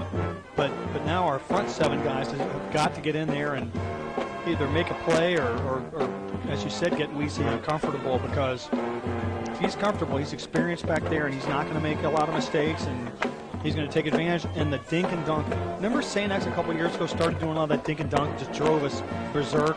Well, everybody's doing it in football. A lot of this is about copycat, and Marian seems to be doing the same kind of thing to us that St. X has done. And again, you got to give credit to that offensive line by Marian, but we talked about it briefly before the start of the ball game. The case of Brody Dixon, ejected from the ball game last week in their playoff victory over Northwestern of Iowa. He is ineligible for this game today, but there you see Brody Dixon out there, and that by the way, that ejection was upheld by Commissioner Haudeshell of the Mid-States Football Association. Kevin Donnelly said they found out at 8 o'clock last night that the NAIA ruled that they overturned an unappealable penalty. The ruling, he should have been ejected, and you get, you got a 6'5", 300-pound senior who All-American anchors their left side on the offensive line. He's been a big factor why the Cougars have not been able to get to Adam Weezy, but again, a rule's a rule. Yeah. He's an All-American from Kendallville, kind of in our backyard. That makes it hurt that much more, right? Coming down here to Indianapolis and playing and doing a good job. But again, I don't think one offensive lineman's made the difference in the game. Maybe a little bit. I know he's had great protection, but we've got to figure out a way around him. And somehow we managed to drop 38 on them back on October the 13th. He was playing, and you got to be hitting, you got to be executing. And, and I agree with you. It seems like after that first drive where St. Francis got points on the board, they were very lethargic after that. Yeah. Looked at some of the throws by Yoder, even the ones he was completing. He was throwing up some lollipops, but he put it into, with that finesse throw of his, to a nice area where Knight was able to come back and make a catch. But you go to the well too often on that, and it's going to be sticks the other way. Yeah, I'd like to see Antoine Campbell touch the football. I know he's had a couple of pass catches. I wouldn't mind seeing him touch the football. I'd like to see us put some pressure on Weesey. I've said it about 5 times already, but it's important that we do so. Today's game sponsor is brought to you by Cedar Creek Carryout in Grable and Cedar Creek Beverage in Leo, where you can find quick small-town service for your USF football refreshment supplies. Kick off your good time with Cedar Creek Carryout or Cedar Creek Beverage. 17-7, we wait for the teams to make their appearance here at halftime, getting ready for the second half. Cougars will kick it away when we return. They're down 10 on the road. This is Cougar Playoff Football on Redeemer Radio, Catholic Radio AM 1450. It's time. Okay, Robert, let's run the 2:30s. All right. And then I'll see that 30 right before. Phil said no interview with Kevin. Okay. And they rarely remember your name. Will he have a report? Ford Financial Credit Union helps you unbank your life with 8 great area locations. With 3 Meyer branch locations open weekends and holidays. At Ford Financial, we're continually updating and improving our services for you. Robert, when he checks in with you, we're talking about Phil, just let me know. Help you get just what we'll see if we can get him. Manage your money and all right, sounds good. Life. We mean what we say. We do what we promise. And we make your finances simple. Only at Ford Financial Credit Union. This is David X of Star Mortgage Lending. I'm proud to support our student athletes in hey, their Robert, just in case Doug or Dave should call or stop in there, there's another system that Jeff Sherman was telling me about that they use here at Marian with their wireless system. I'll try to get particulars so we can looking ahead to next year. Refinance with Star. So call me, David X at Star 260-418-6191. Member FDIC Equal Housing Lender. NFLS number 229839. Well, the team's out there with their halftime warm-ups. What must it have been like? We see Kevin Downley walking onto the field. To Judge Phil Hoff, we cannot bring you that live interview as we normally do at halftime, but you know, the coach is looking for adjustments, and it's got to start with defense from a St. Francis perspective right to start this second half.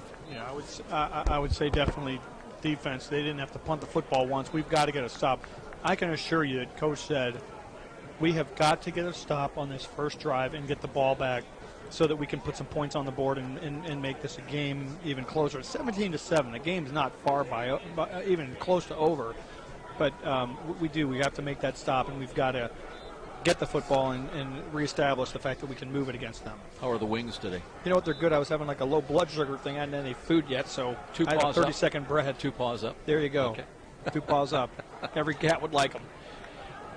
We'll be back. We'll get ready for the Cougar kickoff here to start this second half. 17-7 here at St. Vincent's Health Field. Marian coming in. They're perfect this year at home at 6-0. Their only loss came at St. X a couple of weeks ago. They're 9-1 overall and number 5 in the final rankings. Cougars right behind it, number 6. And this is Cougar Playoff Football. Redeemer Radio, Catholic Radio, AM 1450. When you make RedeemerRadio.com your homepage, you'll find what you need to know about news and events in our Catholic community. At RedeemerRadio.com, you'll find a complete program lineup, should be on, Catholic by the way. prayers, links and resources, and religious liberty updates. Redeemer Radio, Catholic Radio, AM 1450, 89.9 FM. He's not connected yet. Give me a second, I'll come back and I'll let you know. At RedeemerRadio.com. Just about ready to go to work here to start this second half. We'll be checking in as soon as possible with the Judge Phil Houck, and he was in that locker room and heard firsthand the comments from Coach Kevin Downley. Let's go down and check in with the Judge Phil Houck. Thanks a lot, Joe. The report from the locker room is that offensively the Cougars have really kind of been discombobulated, to say the least, by the defensive strategy of Marian, which has been to really give different looks on nearly every single down. They thought that they counted about 15 different defensive formations. So the Cougars feel like they're going to go to some different series of plays that they can handle all those different types of formations in the second half. They're looking to throw some more short passes and simple zone plays right and left that they think will be successful. Defensively, USF is looking to bring pressure with 4 guys in the second half as opposed to a 3-man front and put 7 into coverage, and they think that will deal better with the passing game. I asked Coach Donnelly for some comments coming out in the second half, and he just looked at me and said, "Bill, I'm just trying to win a football game." It can boil down as simple as that, just trying to win a football game. Coach Kevin Donnelly with the 263 all-time career coaching victories in his 15th year with St. Francis, and always tough when on the road to begin with, and more so hard when you're down 10. Yeah, well, and when you're down 10 and the other team gets the ball to start the second half. So we're going to know right away here, Joe, what the second half's going to look like if we can slow them down and force a punt or a turnover. See what we do, come out and see if some of these adjustments are going to make sense. You can bet Marian's not going to stay exactly with what they did in the first half just because of the success that they had. They're going to keep throwing some different things at us. Cliff Brown along with Anthony Jones back deep in kick return formation. They stayed at the goal line. They'll be running the football back right to left. So they're moving the football out of the goal to our right, the south goal. And Colin Carmen ready to tee it up and kick it away left to right. Brown last week against Northwestern had 2 kickoff returns. He had a long of 19, averaged 16.5 on the 2 returns, and he'll have a chance. Tailing ball, Brown's got it at the 5.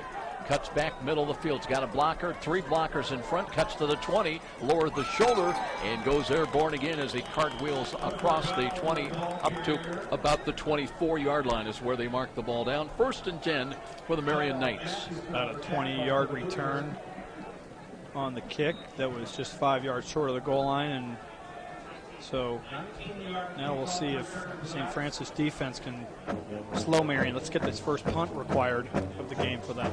And Anawisi will come out and check in, of course. The quarterback so efficient in the first 30 minutes of this ball game. 16 of 21 through the air, 127 yards, 1 touchdown, 1 interception. That pick was just his 6th interception of the year. He's thrown now 26 touchdowns. And he'll start 1st and 10 from his own 24-yard line. Moving from right to left, 2 protectors in either side. And Weezy changing the call perhaps. He's got motion from right to left. And a counter run up the middle, curling play. They'll hand the ball off to Nathan Jones. He'll bring it up to about the 27, 28-yard line, a gain of about 3, maybe 4 yards. I think that was Jones's first run of the game. Just a little inside handoff, and the Cougar defense converged nicely. As Phil pointed out, we're playing the 4-man front. We did it a little bit in the first half, but not nearly as much as I would have thought we would. Cougars bring everybody up within about 8 yards of the line of scrimmage. Weezy wants to throw again, loads up, and that's a dying quail that's caught on the right side short of the first down. I believe that's Juarez got out there and had the coverage and stopped it from any further damage. I think that was Jones again, that time out of the backfield, making the catch. Well, Marian's so effective in the first half on 3rd down situations. Art 6 out of 9. And they've got 3rd down and 2 with the ball at their own 32-yard line. Cougars trying to get a stop here. They'll run the ball, and second effort. Let's see if they've got the first down. I'm not sure they do. Gain is out to the 33, just across that, but short of the 34. Let's see exactly where they mark it. It might be short, maybe half a yard or so. Needed to get right to the 34, and they've marked it shy of the 34. I think the length of the football. Yeah, I think it's going to be half a yard short. Good job by St. Francis to plug that up. We're going to get a measurement. Tony Lasik, our referee. They work out of the Midwest League of the MSFA, working today's ball game. We understand Marian doesn't see these guys a lot during the course of the last couple of years. Yeah, they like to use the GLIAC officials. They'll stretch it out and take a closer look. They're short. Half a yard.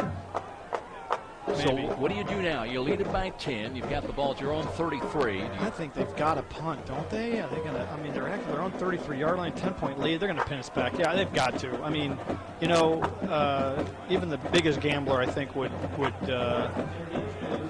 punt it there. We just have to watch out for a short snap and make sure that they're. Count. Yep. They need less than a yard. Kyle Fox is in. He's averaging just under 40 yards to kick the MSFA's number 6 punter.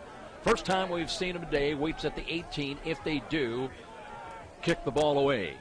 Cougars got Knight back and punt return. Here's the snap. Back to Fox, and he kicks it away. High spiral. Short. And Knight runs up to it and hit him. And the loose ball. Did he get it? Marian's got it inside the 40. That one was well short. And it'll be Marian's football. Another mistake by St. Francis. Wow, that was just a bad mistake, Joe. Knight had to run up about 15 yards to try to recover the short ball. And then, like, as he went to go dive to catch, which I have no idea why he would do that, he dove and he tripped kind of funny, and it hit him on the leg. He never even came close to touching the football with his hands, and the ball just squirted away. And so Marian ends up with the ball at our 40. In effect, it's a 27-yard gain. Yeah, that ball came up so short, it actually short-hopped into Knight. It looked like he might have it initially, but then it just laid free right behind him, and Marian's got it at the St. Francis 40-yard line. Big break, and the Knights up by 10 with a golden opportunity, 1st and 10 at St. Francis 40-yard line. Two protectors again for Weezy out of the gun.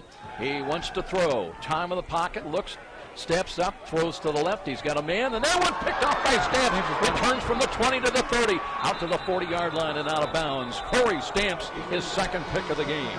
Wow, thank you, Corey Stamps. His second interception, as you said, he caught it at about the 20, ran it up to the 40 before he was run out of bounds. And so I guess that was the punt, and we would have ended up with the ball exactly there had Knight caught the ball right at our own 39. So we'll take it.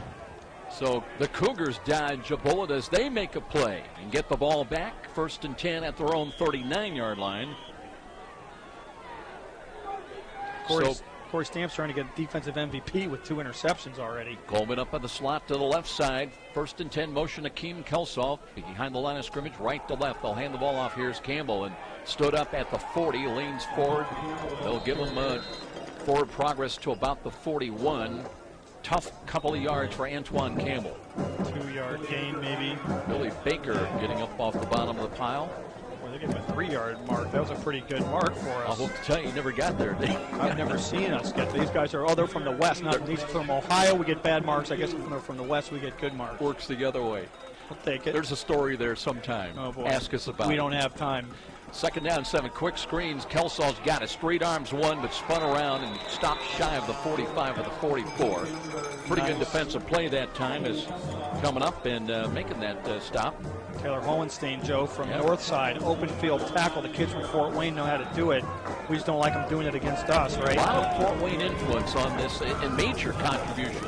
Yeah, 2-yard gain. You've got Brunke from the area, or I should say Billy Baker from the area, Hohenstein. 3rd down call, 3rd and 5. St. Francis trying to reach their own 49 on this snap. Option run to the left. Yoder being pursued again. Gets a block.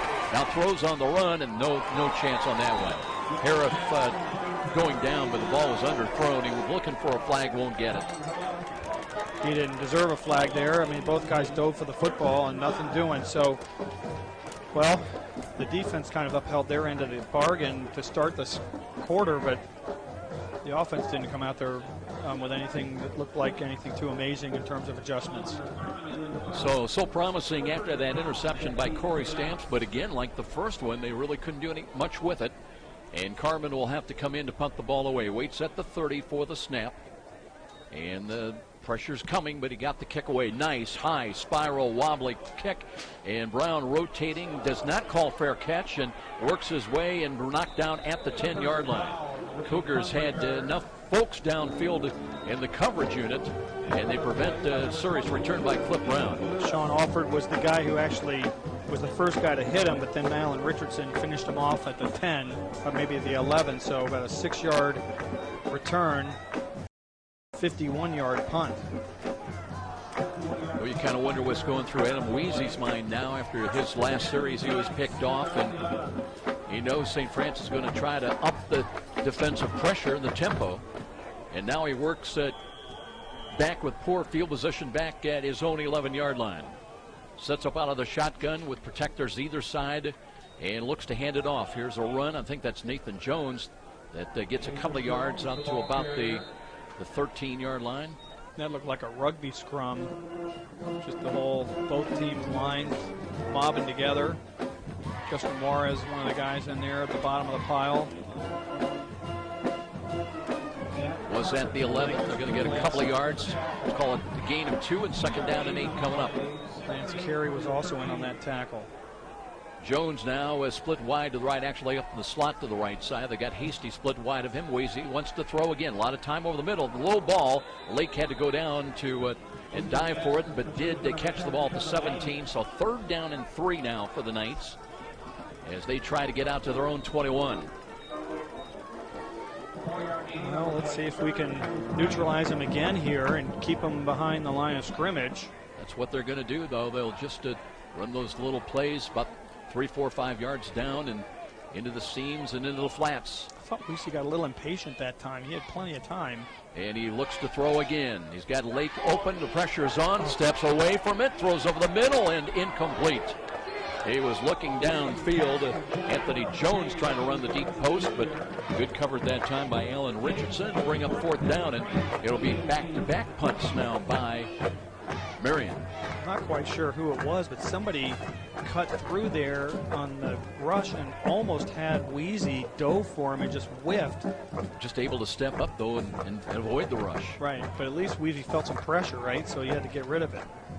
Kyle Fox in again. We've seen him now his last 2 series for Marian. He waits at the 3. Aaron Knight at the 44-yard line. Here's a good snap. The rush is on. They nearly got it. Then they hit him, and there's a penalty flag. Another mistake. The ball is caught by Marian at their own 37, but that time they got to Fox.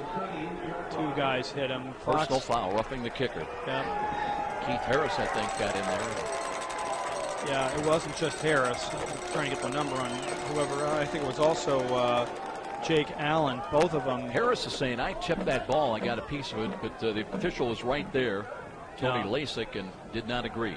Harris and Allen hit him. I'm not sure I believe it. Kevin Donnelly's over there trying to negotiate over it. We certainly couldn't tell from here. Coach D does want to come over and talk to the referee, Tony Lasik. But it's going to be usually the case that you're not going to win those debates. No, nope, you're not going to win that. But another marvelous opportunity for the Knights, who are going to have to give up the ball in very poor field position. Well, great field position for the St. Francis standpoint. They were going to have it at the Marian 37. Instead, it'll be 1st and 10 Knights. They'll retain possession. 1st down at their own 33. They were better off not having them punt. So far, they've punted twice. Knight muffed it. They got a 40-yard gain out of it, basically. And then now we rough the punter and get a 15-yard gain in the 1st down. Cougars shooting themselves in the foot once again. Here's Weezy. He'll run the ball with Lake, and he's up across the 35 to the 37. Brody Calbaugh in there, holding on for dear life. Again, Lake runs for about 5 yards on that 1st down call. That zone running, that misdirection, they're very effective at creating seams, and Lake is unmatched at this level in finding the seams. 3 wide to the right, including Anthony Jones. John Hasty's out there as well. Still 1 blocker into the left. Weezy, though, runs Lake again. Lake curls upfield and got across the 40 to the 42. So 3rd down and short coming up. We've seen these situations so often in this ball game. Marian, by and large, has been able to pick up the necessary yardage on their 3rd down calls. Now they've got it at their own 42-yard line. You just got to get stops in these situations. Got to get some defensive penetration across the line of scrimmage. Well, they spread it out here, but I got to believe they're going to run it, although they did pass it a lot on 3rd and short. We'll see. Adam Weezy again with the snap, and he does hand the ball. Here's Lake, and he's got the 1st down. Still on his feet across the 45 to midfield, and a yard into Cougar territory to the 49. And Kevin Lake why not go to number 10? Yeah, he just picked up 8 yards, and he's at 17 on this drive already into our territory.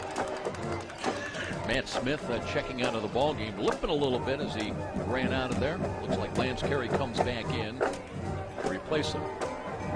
But now Marian operates into Cougar territory with approaching 8.5 minutes time remaining in this third quarter. And the Knights eating up time of possession this second half. And play action fake is Weezy. Flush to his right and hit as he throws, but throws complete to Hasty. John Hasty in the right place at the right time, and Weezy had enough mustard on the ball. Well, we blitzed him. Cougars did get to him. And we got a lot of pressure on Weezy. Hit him as he delivered it, as you said. And they got it down to the 43, a 6-yard gain. But that was a good job by Weezy to keep his composure and deliver that football. Clock is stopped for some reason. Why is the clock stopped? I don't know. Clock is stopped for reasons. Now it's back going. Huh. Second down and short. And they'll run the ball. Lake off the left side. They've seen something as he backpedals, still on his feet. 35 down to the 30. And down inside the 30 to about the 28-yard line. Every time they've run Lake now, it's been off to the left. Yeah. Has Marian been flagged for a penalty here today? One penalty in the first half. One penalty, 5 yards. Again, keep in mind this was a team that was last, Art, in the MSFA, averaging over 81 yards a game in penalties. They had a 5-yard face mask, if you remember when... Remember. And they've got 1st and 10 from the 28 of St. Francis. Nathan Jones now works tight to the right, too wide of him to the wide side of the field. Weezy with Lake in there, flanked to his left. And play action fake. Weezy over the middle. He's got a catch inside the 10, down to the 9. That was that tight end Nathan Jones we just talked about. Well, Nathan Jones has been lining up all over the place. He might have hurt his shoulder. He came down hard as he dove for that one. The coverage was really pretty good. It looked like it was man coverage across by Taylor Brown, but Jones just hauled it in at about the 19-yard first down. And they'll give him a 1st and goal opportunity at the St. Francis 8. Now inside of 7.5 minutes time remaining in this third quarter. Marian has put 17 in a row on the board here at home after trailing early on 7-0. Now they're trying to up that margin. Weezy with 2 wide to the right. And ready to take the snap once again. Looks to Lake. Lake's curls right, spins still on his feet, gets to the 5, another yard down, close to the 4. You know, nobody gets a hit on him straight on because he's so evasive and he kind of twists, and you know that's because he's a good runner, but it also prolongs his endurance. You know, nobody gets a good lick on him. Just kind of slides along there and twists and turns. Like a pinball. Yeah, he bounces off, but nobody gets a straight-on hit at the guy. But I tell you what, when they go up on him one-on-one, he's got that ability to drive, and for a player his size, very amazing. Weezy now again, short drop, looks, pulls it down, throws on the middle, it's got to catch it. It'll be not for a touchdown. No, they're down short of it. Quick little screen to the right. Quick hitting play, but did not get into the end zone. I believe Hasty on the catch, and they'll have to run another play at least to get points on the board. That was a dangerous pass. I mean, that was on a lot of traffic. I couldn't even see it hardly because there was so much congestion over there, but it was well thrown, only where Hasty can catch it, and he's got it at the half-yard line. I mean, it's not even the half-yard line. It's at the 6-inch line. Weezy out of Perry Meridian High School and engineering the team. They've got a 1-yard situation, straight I formation now. Let's see if they'll give it to Lake again, and he's hit and dives. Touchdown. And look where they went, Joe. They went off the left tackle. You know who plays the left tackle? Rudy the guy. 1-yard touchdown run by Kevin Lake, the second rushing touchdown of the ball game. And now it's 23-7, run of 23 straight points. And Josefovsky on without a miss on a conversion all season long. Came in a perfect 48-48. Has added a couple of conversions today, trying to make it a 24-7 lead.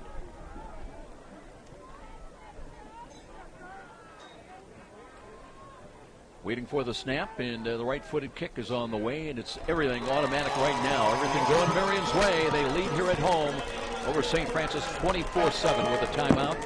This is Cougar Playoff Football on Redeemer Radio, Catholic Radio, AM 1450. This is David X. of Star Mortgage Lending. I'm proud to support our and you'll have a Cedar Creek read. I'm also proud to have helped Cougars for over 13 years get the best mortgages possible. Star locally services all the mortgages we write, and I can answer all your questions and help you find the best mortgage for you. With fixed rates as low as 3.25 APR, now is a great time to finance or refinance with Star. So call me, David X. at Star 260-418-6199. Member FDIC Equal Housing Lender. NMLS number 229839. Well, the Cougars fall behind now by 17, and the irony, I guess, of it is that twice they've had Corey Stamp's interceptions. That most ball games you get a lift, it sets up your offense to come out and move the football, maybe have a chance to put points on the board, and that's not materialized today in either interception. Well, the defense hasn't really been too bad in the second half. We did give up the touchdown, but we forced 2 punts. The problem is that drive was extended by a roughing the punter.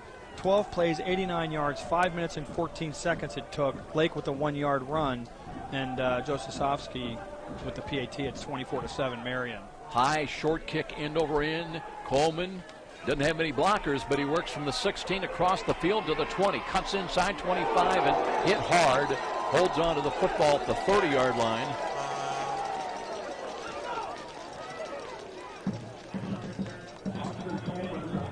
And St. Francis sends out the offensive unit, ready to try again to move the football. A 15-yard return, but kind of paid for it. St. Francis will start at the 30, their own 30, so we got to put some points on the board here, Joe, or then it becomes frantic panic with 5:39 to go in the game. The word on Josh Miller, they were going to hold him out the first half. He is available. Coach's decision kind of situation. Yoder Doe starts here and hands the ball off, a run right side, and that'll be a gain out just short of the 35-yard line. I believe we've got the judge, Phil Hawk, with us. Thought I heard. I don't think so. Apparently not. Nope. That'll be a gain of 4. Second down and 6 coming up. Joe, I think the Miller situation was they were going to use him only as an emergency quarterback because his ankle is really bad. Cam Smith in wide to the left. He's had a couple of big catches in recent weeks. Seth Stewart arraigned for the only score for St. Francis in the ballgame. They look for Knight and a little crossing pattern. He's got it, and he's close to a first down out to the 41, 42-yard line. Knight starts out, and he's working sideline right, and then kind of comes back across the field from right to left, and Yoder dialed in and delivered it on the money. Kind of giving them some of their medicine, their own medicine. They've used that dink-a-dunk and little slant patterns against us effectively. They've got 7 guys in coverage. They're rushing 4. But really, they've done a better job of pressuring Yoder than we have of pressuring Weezy. Proving field position for St. Francis now on the Cougar 42-yard line. Empty backfield blitz coming defensive right side. Stepping up. Here's Yoder, lost control of the ball, and it fortunately sailed out of bounds. We're going to say that was a throwaway, which I think was his intent, but it came off kind of awkwardly off the side of his hand. Yeah. They blitzed us that time from the right linebacker position, and it threw us off, and we're mixed up. I mean, I think we're a little bit perplexed as to what to do. And this defense, they've played this game so differently than they did on October the 13th. It's pretty amazing. Stewart stays up. He's up on the wing to the right side. Now it's second down and 10. Campbell's in as the running back.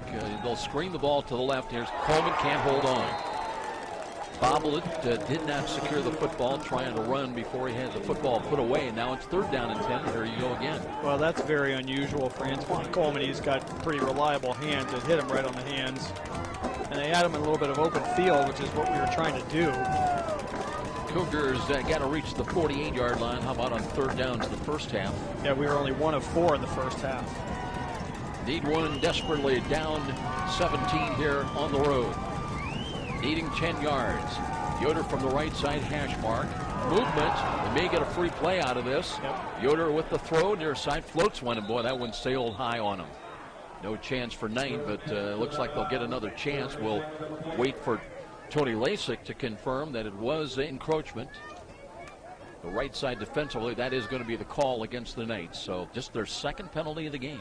Yeah, Ward just 1 of 5, Joe, for the game in terms of third down conversions. Cougars with the free play, obviously, accept the penalty. And it'll be 3rd down and 5. But still with a challenge, though, to move the ball to the 48 at least. I would have liked to see a little bit more risk tried on that 3rd down free play. Yoder looks, pressure up the middle, screens over the middle, Nice. and there's a dime by Kelso after the catch. And they'll move the chain, so it wasn't easy. St. Francis does convert, and they'll get new life and a new set of downs to work with. Gain of 6. We needed 5, so we're into their territory, and we'll take it at the 47. You'll excuse me, I'm not getting real chummy because I'm lonely, but you understand. Okay. I get it. Scoot on over here so we can see past the support for the building. Got this pillar right in the middle, right at the 50-yard line. From the 47, Yoder now.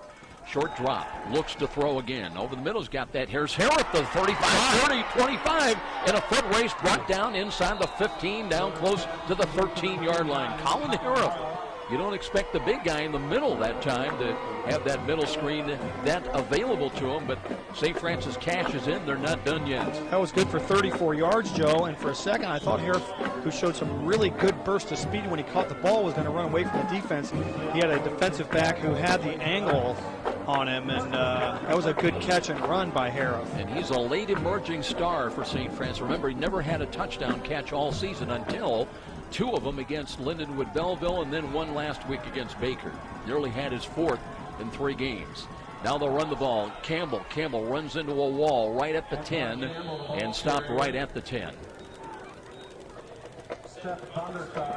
Vandersar was on the tackle, as was Pritt for Marian. Cougars can pick up a 1st down inside the 4, right around the 3-yard line. Now they've got 2nd down and 8 from the 11. And Kelso, a little bit of motion right to left, resets off the left wing to the right side of the field. And now he'll work back from left to right before the snap of the football. As here's Yoder looking to throw to the corner, and he's got a catch and a touchdown. Akeem Kelso, an 11-yard touchdown pass. That was great. You know what that was an example of? Kelso went back and forth twice. He wanted to make sure that he had man coverage over there. Did you see the corner went from one side all the way to the other when Kelso shifted from right to left and then back? So that told Yoder that there was man coverage on Kelso. Kelso looped outside of the other wide receiver on the route and ended up at the pylon wide open for the little easy touchdown pass. Akeem Kelso came in with 42 catches. That is his 3rd touchdown. And now the extra point attempt by Ebers up and good. And the Cougars finally stopped the run of 24 straight by Marian. And they're back within 10 of the Knights now, 24-14 with 2:37 remaining yet in this 3rd quarter. This is Cougar Playoff Football on Redeemer Radio, Catholic Radio, AM 1450. Sometimes bad things happen to good people. Did you do that and let's Cedar face it, Creek? sometimes you need the help of a good attorney to straighten things out. For over 30 years, I did the game sponsor. I have to do 2 more. Litigation Got a communication sponsor again. And you got a Cedar Creek. Yeah, but I think I also have a Marian. That could be the 4th quarter. We're not there. Oh, I did that with Cedar Creek. Okay, I'm sorry. Best interest in mind. We got 2:30s remaining. 3525 for a free consultation. That's Denver Jordan, attorney at law. 423-3525. Well, it was a score that St. Francis desperately needed, and they finally got the job done. And creative call by the Cougars offensive staff. They maneuvered Akeem Kelso back and forth behind the line of scrimmage, finally got him isolated one-on-one, and points on the board, and now it's a 10-point ball game. Well, that was a good job by Yoder recognizing the man coverage and letting Kelso do his thing getting in the corner. Really, it was almost like a screen, Joe. That was an 8-play, 70-yard drive that took 3 minutes and 2 seconds off the clock. Yoder 11 yards on the pass play to Kelso. Ebers' extra point was good. Carmen driving the kick down to the 1. Brown on the return across the 10, left side 15, 20, and he's got the man to beat across the 30, and he may have a chance to score down the left sidelines, and he will score. 99 yards. Cut Brown on the kick return, and he knows their fire with fire. As Marian answers the Cougar score with a 99-yard kickoff return touchdown by Clifford Brown. Well, Uncle Mo shifts so quickly in a situation like that. I mean, Brown took the football at the left hash mark at this 2-yard line, and he cut outside, got through the initial traffic, and then it was a foot race, and his feet were faster than everybody else's. Colin Carmen took a whiff at him on the sideline, but nobody really ever had a chance. He just had the angle and he was too quick. So the 10-point game goes quickly back to 16. And now Josefovsky on to try to send it back to a 17-point lead. Waiting for the snap, long count, and now the right-footed kick in high, driving it off to the right. He missed it, and there's news. He was 48 of 48 coming in, had not missed today, but that one not close. He drove it off to the right. And you know what that does, Joe? It keeps it a 2-score game, because I know we would have to get 2 2-point conversions, but we're 2 scores away instead of 3 scores away. So it's not likely to play a factor, but you just never know. We'll be back in 30 seconds. This is Cougar Playoff Football on Redeemer Radio, Catholic Radio, AM 1450. A clean office space. Okay, that's an easy choice. And choosing the right company to clean your business is easy too. Sioka's Professional Cleaning is the choice of a lot of Fort Wayne companies because of the 100% we've seen back-to-back before. Guarantee. Let's see. Sioka's does it with built-in check systems. Today will be another day. Your business Missouri is Valley clean last year beyond in the your playoffs. Didn't we expectations return a kick every right time. after they returned First one? impressions are critical, so make sure yours is always the best with professional cleaning from Sioka's. The best people, the best service. 483-2112 or online at siokas.com. Well, you had the back-to-back scores in about, 13, 14 seconds. Exactly. And Coleman, well, we've seen it before. Back-to-back kick on William Penn, most recently. William Penn had the kickoff return touchdown and immediately followed by Austin Coleman. Let's see if he gets a chance here to duplicate that. Austin's due for one, isn't he? 30-14, and Josefovsky approaching and hits it high, end over end again, running up to it at just short of the 10 at the 9. Coleman up the middle of the field, looking to get outside, straight arms, one at the 20, near side, nowhere to run, got to the 25, to about another yard, 26, 27 out of bounds, and so St. Francis will start 1st and 10 from that point, trailing it though 30-14. Daniel Rojas in ready to make the stop for the Marian Knights. They'll start that ball and spot it at the 27-yard line. Still 2:16 on the clock here late in the third quarter. 3 wide to the left for the Cougars on this series. They work from the right side hash mark. Antoine Campbell in as the running back, lined up behind quarterback David Yoder. And here's Yoder, short drop, looks, throws the ball, screen. Smith has got it, hit right when he caught the ball, but it'll be a gain up for about 5 or 6 yards, up across the 31 to the 32-yard line. Nothing fancy there, Joe, just a little button hook. They give him a 5-yard gain. Kilsaw checks out of the game, just caught the touchdown pass. Kind of flexing a little bit, bending over. So 2nd down, let's call it 4. Yoder with 3 wide this time to the right, which is the wide side. And they're coming to zone blitz to the defensive left side. Spinning that way, Yoder. He's got an open catch by Coleman to the 35 and steps near sideline, still on his feet. He's out of bounds, though, as the defense dropped off because they heard a whistle. Coleman, that left him open, and he was all the way to the 40 before he gave up on the play. Got a little excited there, didn't I? 8 yards on the play, a 1st down. Joe, I've got some playoff scores now. 5 minutes to go in the third quarter. It's Morningside 35, Southern Oregon 28. A minute 20 to go in the second quarter. St. Xavier holding on to a 16-14 lead over Cumberland's, and 3:21 to go in the second quarter. Missouri Valley still leads Bethel 7-0. Cougars do have a 1st down as Yoder wants to throw again. Steps up the pocket, throws the left in the slot. Got Coleman down deep inside the 40 to the 35-yard line. And they'll give him a couple of more yards, so Coleman's not seen many open looks.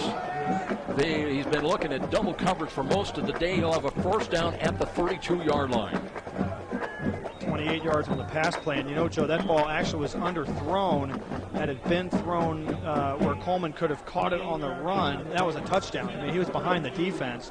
he had to stop and catch it, wait for the defense to catch up while he was waiting for the ball. Harrison wide to the short side to the left, the lone wide out there.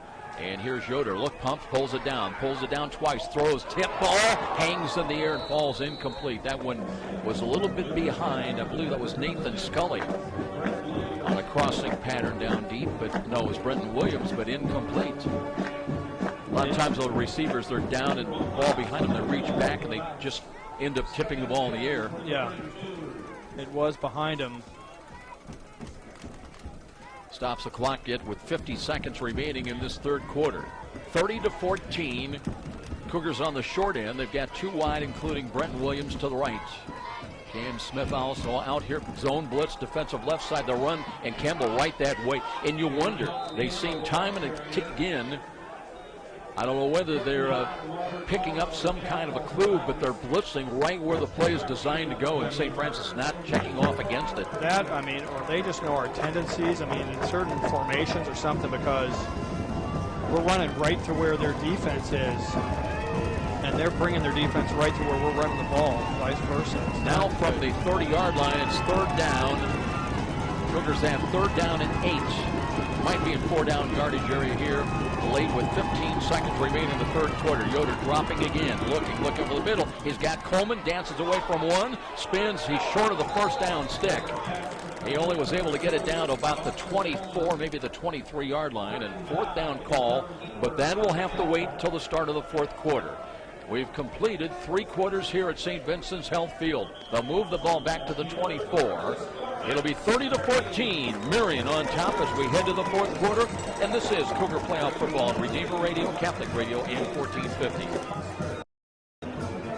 A bank is a bank, right? Well, that all depends. Does your bank ask the right third quarter? You and your needs? At Tower Bank, we're passionate about knowing our clients, understanding their goals, and we got to helping go them to for it, obviously, succeed right? right here in our community.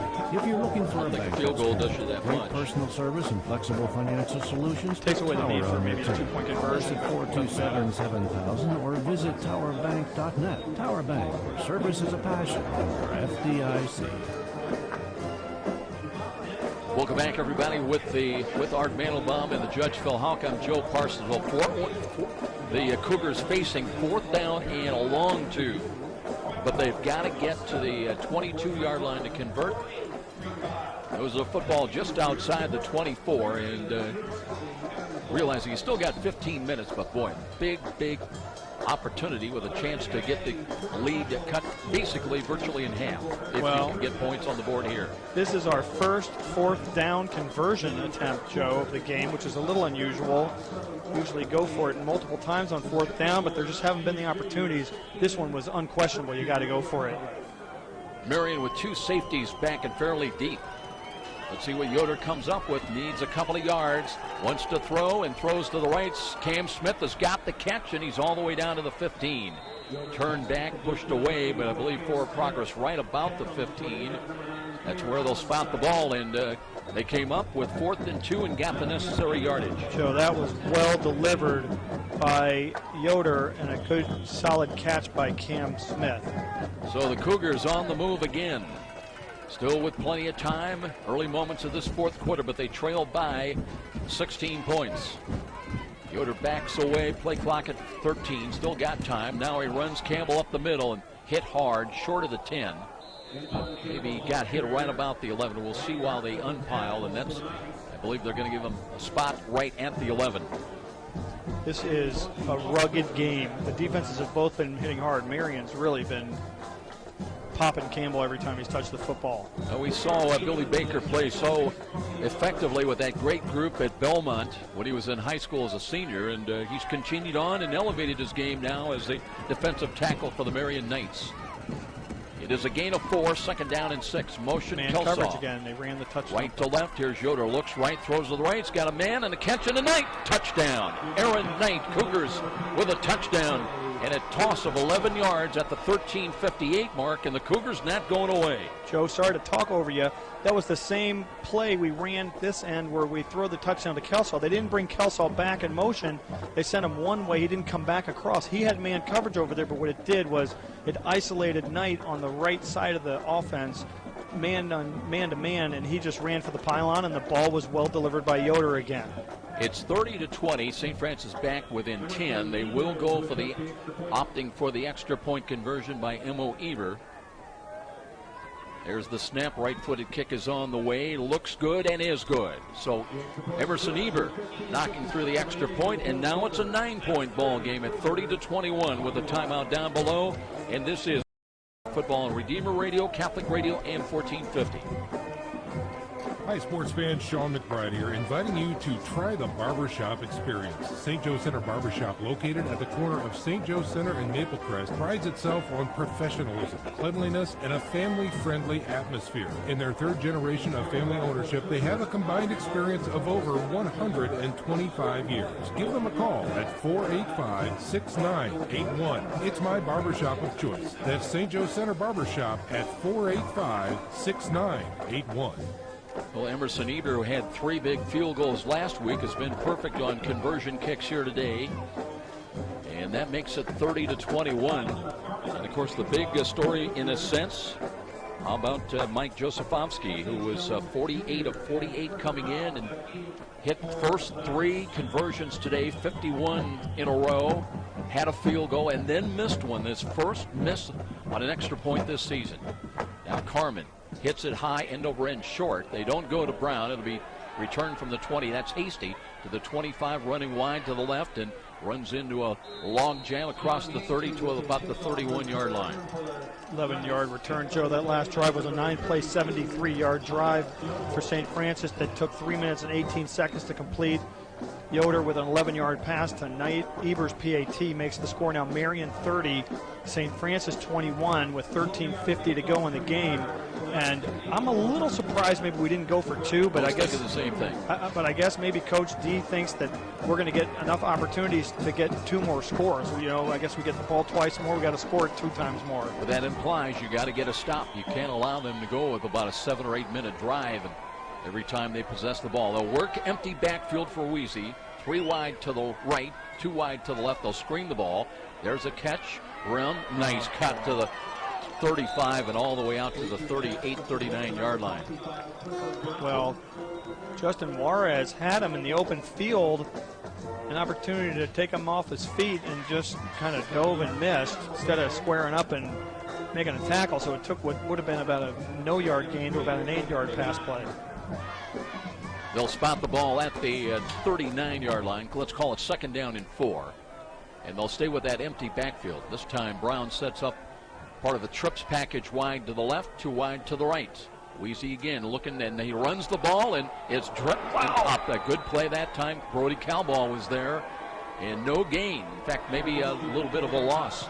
Wow, Cowball was blitzing right to the play, and he was on the ground but tripped him with his hand. He put his arm up there, and that's no gain. Actually, that's almost a loss, so it's 3rd and 3. Wow, big play. Big play here with 12:46 remaining in this ball game.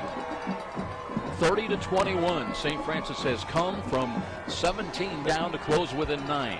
Marian's 8 of 13 on 3rd down conversions in the game. They try to get out to their own 42. Lake stays in the backfield. Now they flip-flop him to the right of Weezy. Weezy wants to throw, looks, throws to the left, and he's got a catch over the middle. It was Hasty. Just settled down and crossed the 45. That's a big conversion for the Knights. They needed that one from a momentum standpoint. That was well designed. Good tackle by Devin Rush, who's back in the game after being nicked up a little bit. But that was a critical 1st down, a well-played ball, pass and catch.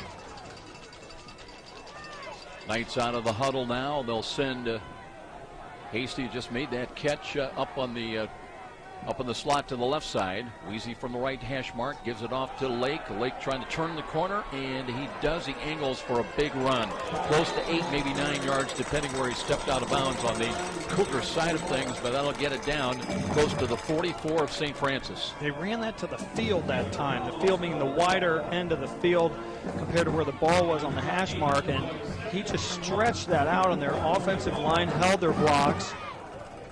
He ends up with 9 yards on the play. Cougars did not get the containment from the right defensive side. So 2nd down and short. Remember, Marian with the ball and a 2-score lead effectively. Now the linesman comes over. We have a timeout called by the Knights. 11:21 on the clock, 30-21 our score. We'll step out. This is Cougar Playoff Football on Redeemer Radio, Catholic Radio, AM 1450.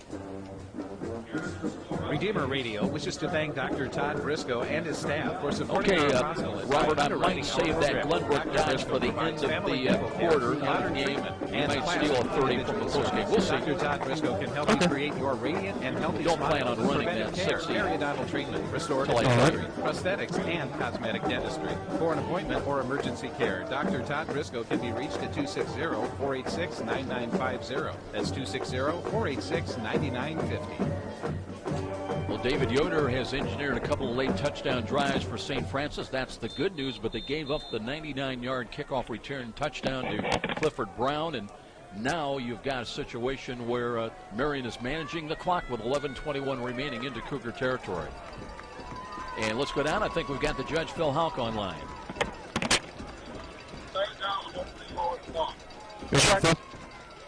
Check. Go ahead, Phil. Thanks a lot, Joe. We have a very large crowd from Fort Wayne over here on our side of the stands. They have given our sideline a big lift the entire game. Now it's Pete there, and go back to you.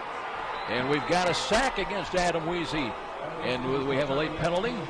I thought I saw a flag fly, but I'm looking around a post as well.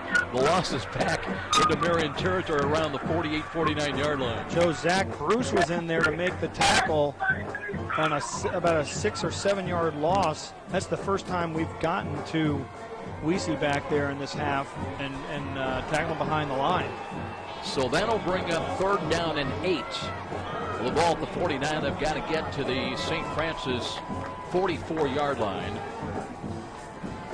And now you've got to get a stop with just about 10.5 minutes remaining and still a 9-point lead for the Knights. Weezy barking out the signals, and Marian's going to take a second timeout.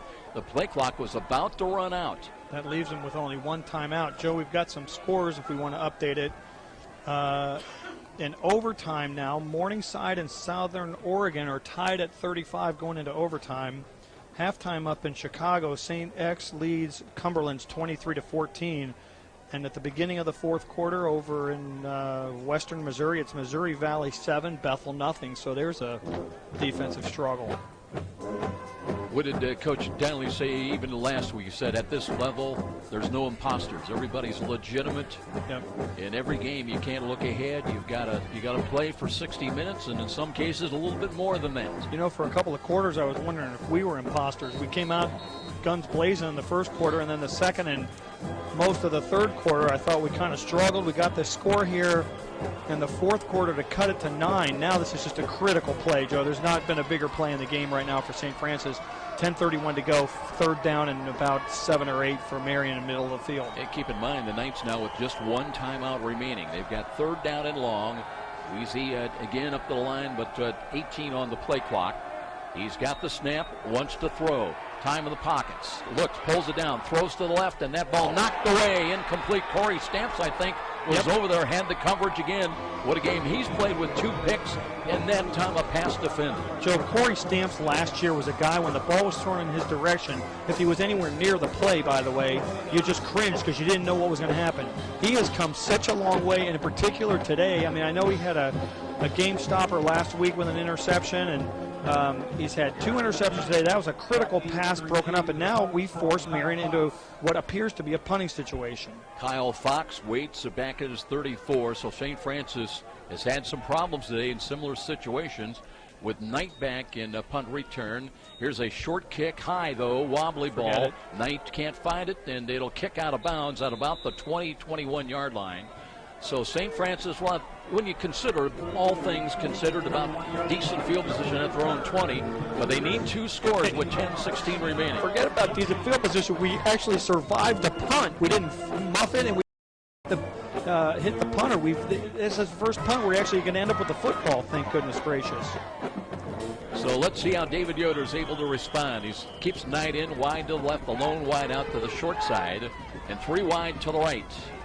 Campbell, the running back, sun beginning to come out here at St. Vincent's Field as a throw to the right by Knight, and Coleman can't handle it. Boy, Coleman was running a little down and out pattern, but had it on his knee and then just kind of lost control of it. Yeah, he fumbled it as he went out of bounds, so the official was right there and made the play. He was open for the out pattern. He wasn't going to get more than 5 yards on it, but 2nd and 5 is better than 2nd and 10, right? So it'll be 2nd down and 10. Looks like basically, well, they'll just have 2 wide to the right now. No, they will have 3 wide, so same formation. And Yoder taking a look. Play clock is at 8. He's got the snap again. Steps up in the pocket, can't find anything. Checks off, throws, and Knight's got, and he drops the ball near side at the 32-yard line. I mean, really, we've got to help our quarterback here a little bit. 2 of our most experienced, most reliable receivers on 1st and 2nd down. Did they get the memo? This is the playoffs? Oh, boy. Drop the balls right in their breadbasket, right? Come on now. Now we got to make a play here on 3rd down, and because it's not 4-down territory yet. They only have 1 timeout left. We have 3. We're only on our own 20-yard line. We need to get a 1st down here critically. Knights will stay with Calmer 2 defensively. 2 safeties back, lined up outside the 30. That's exactly where the Cougars have got to get to. Kelsaw in motion, left to right behind the line of scrimmage. Blitz is coming. Yoder steps up, throws on the run, and that ball is what? It's intercepted. Oh, no, it is intercepted. Marian's got it at the Cougar 26. Yoder floated one out there, looking for Coleman, but picked off by the Marian defense. Yeah, that I think, Joe, was John Keevers, cornerback over there on that side of the field, and he made a nice diving catch. Kelsaw waited for the ball to come to him instead of him coming to the ball. He did a little, just ran to the pin and then turned and didn't come back at all for the ball. Keevers dove for it and made the play at the 27. And Phil, it would not have been enough for the 1st down anyway. No, it's at the 27. Yoder trying to make a play off the run, feeling the pressure, running upfield. But it'll be 1st and 10 for the Knights now with 9:59 remaining. And here is Lincoln. He's dropped for a tackle for a loss by Justin Juarez. Wow, where has that been today? But a great play by Justin Juarez. The Cougars getting serious about it. It's a 5-yard loss on the play. And Joe, that's our 3rd turnover of the game by St. Francis. Stamps has had 2 picks himself, but right now Marion's got the upper hand and a 9-point lead. And they try to add to it. It's like Anthony Freeman's checked in. He's wide to the left. Weezy out of the gun, wants to screen the ball, floats it out there to Lake. Lake, a lot of running room. Tripped up, and again, it was Brody Calvo that tracked him down, that kept a big gain to a minimal gain of about 2 or 3. That's a 13-yard gain, Joe. Remember, they lost 7 on 1st down. That's right. It'll still bring up 3rd down. 33 to the 25 is an 8-yard gain, yep. You're looking ahead of a possible field goal. That would make it a 12-point lead. We're clock inside of 9 minutes, though, now. Big call right now. They've got to get down just outside the 17 to convert on 3rd down and 7. Weezy again out of the gun. Looks, time in the pocket, throws over the middle. He's got a catch, and that's Hastings. He's got a 1st down at 15. Boy, that was surgical. Those 2 plays. You know, they made the big loss on 1st down, and then that swing pass gains 8, and then another pass play down to the 15 gains 10. They'll spot that ball squarely right at the 15-yard line. Clock continues to move inside of 8.5 minutes now.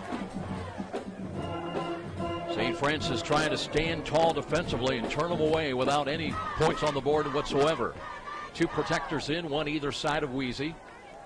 And 1 wide to the right. They'll run Lake, and he slipped down and gets back to the line of scrimmage. I'm not sure he got that far, but that's where they spot the ball for no gain. 2nd down and 10. His knee was down on the 16. I know. That's right.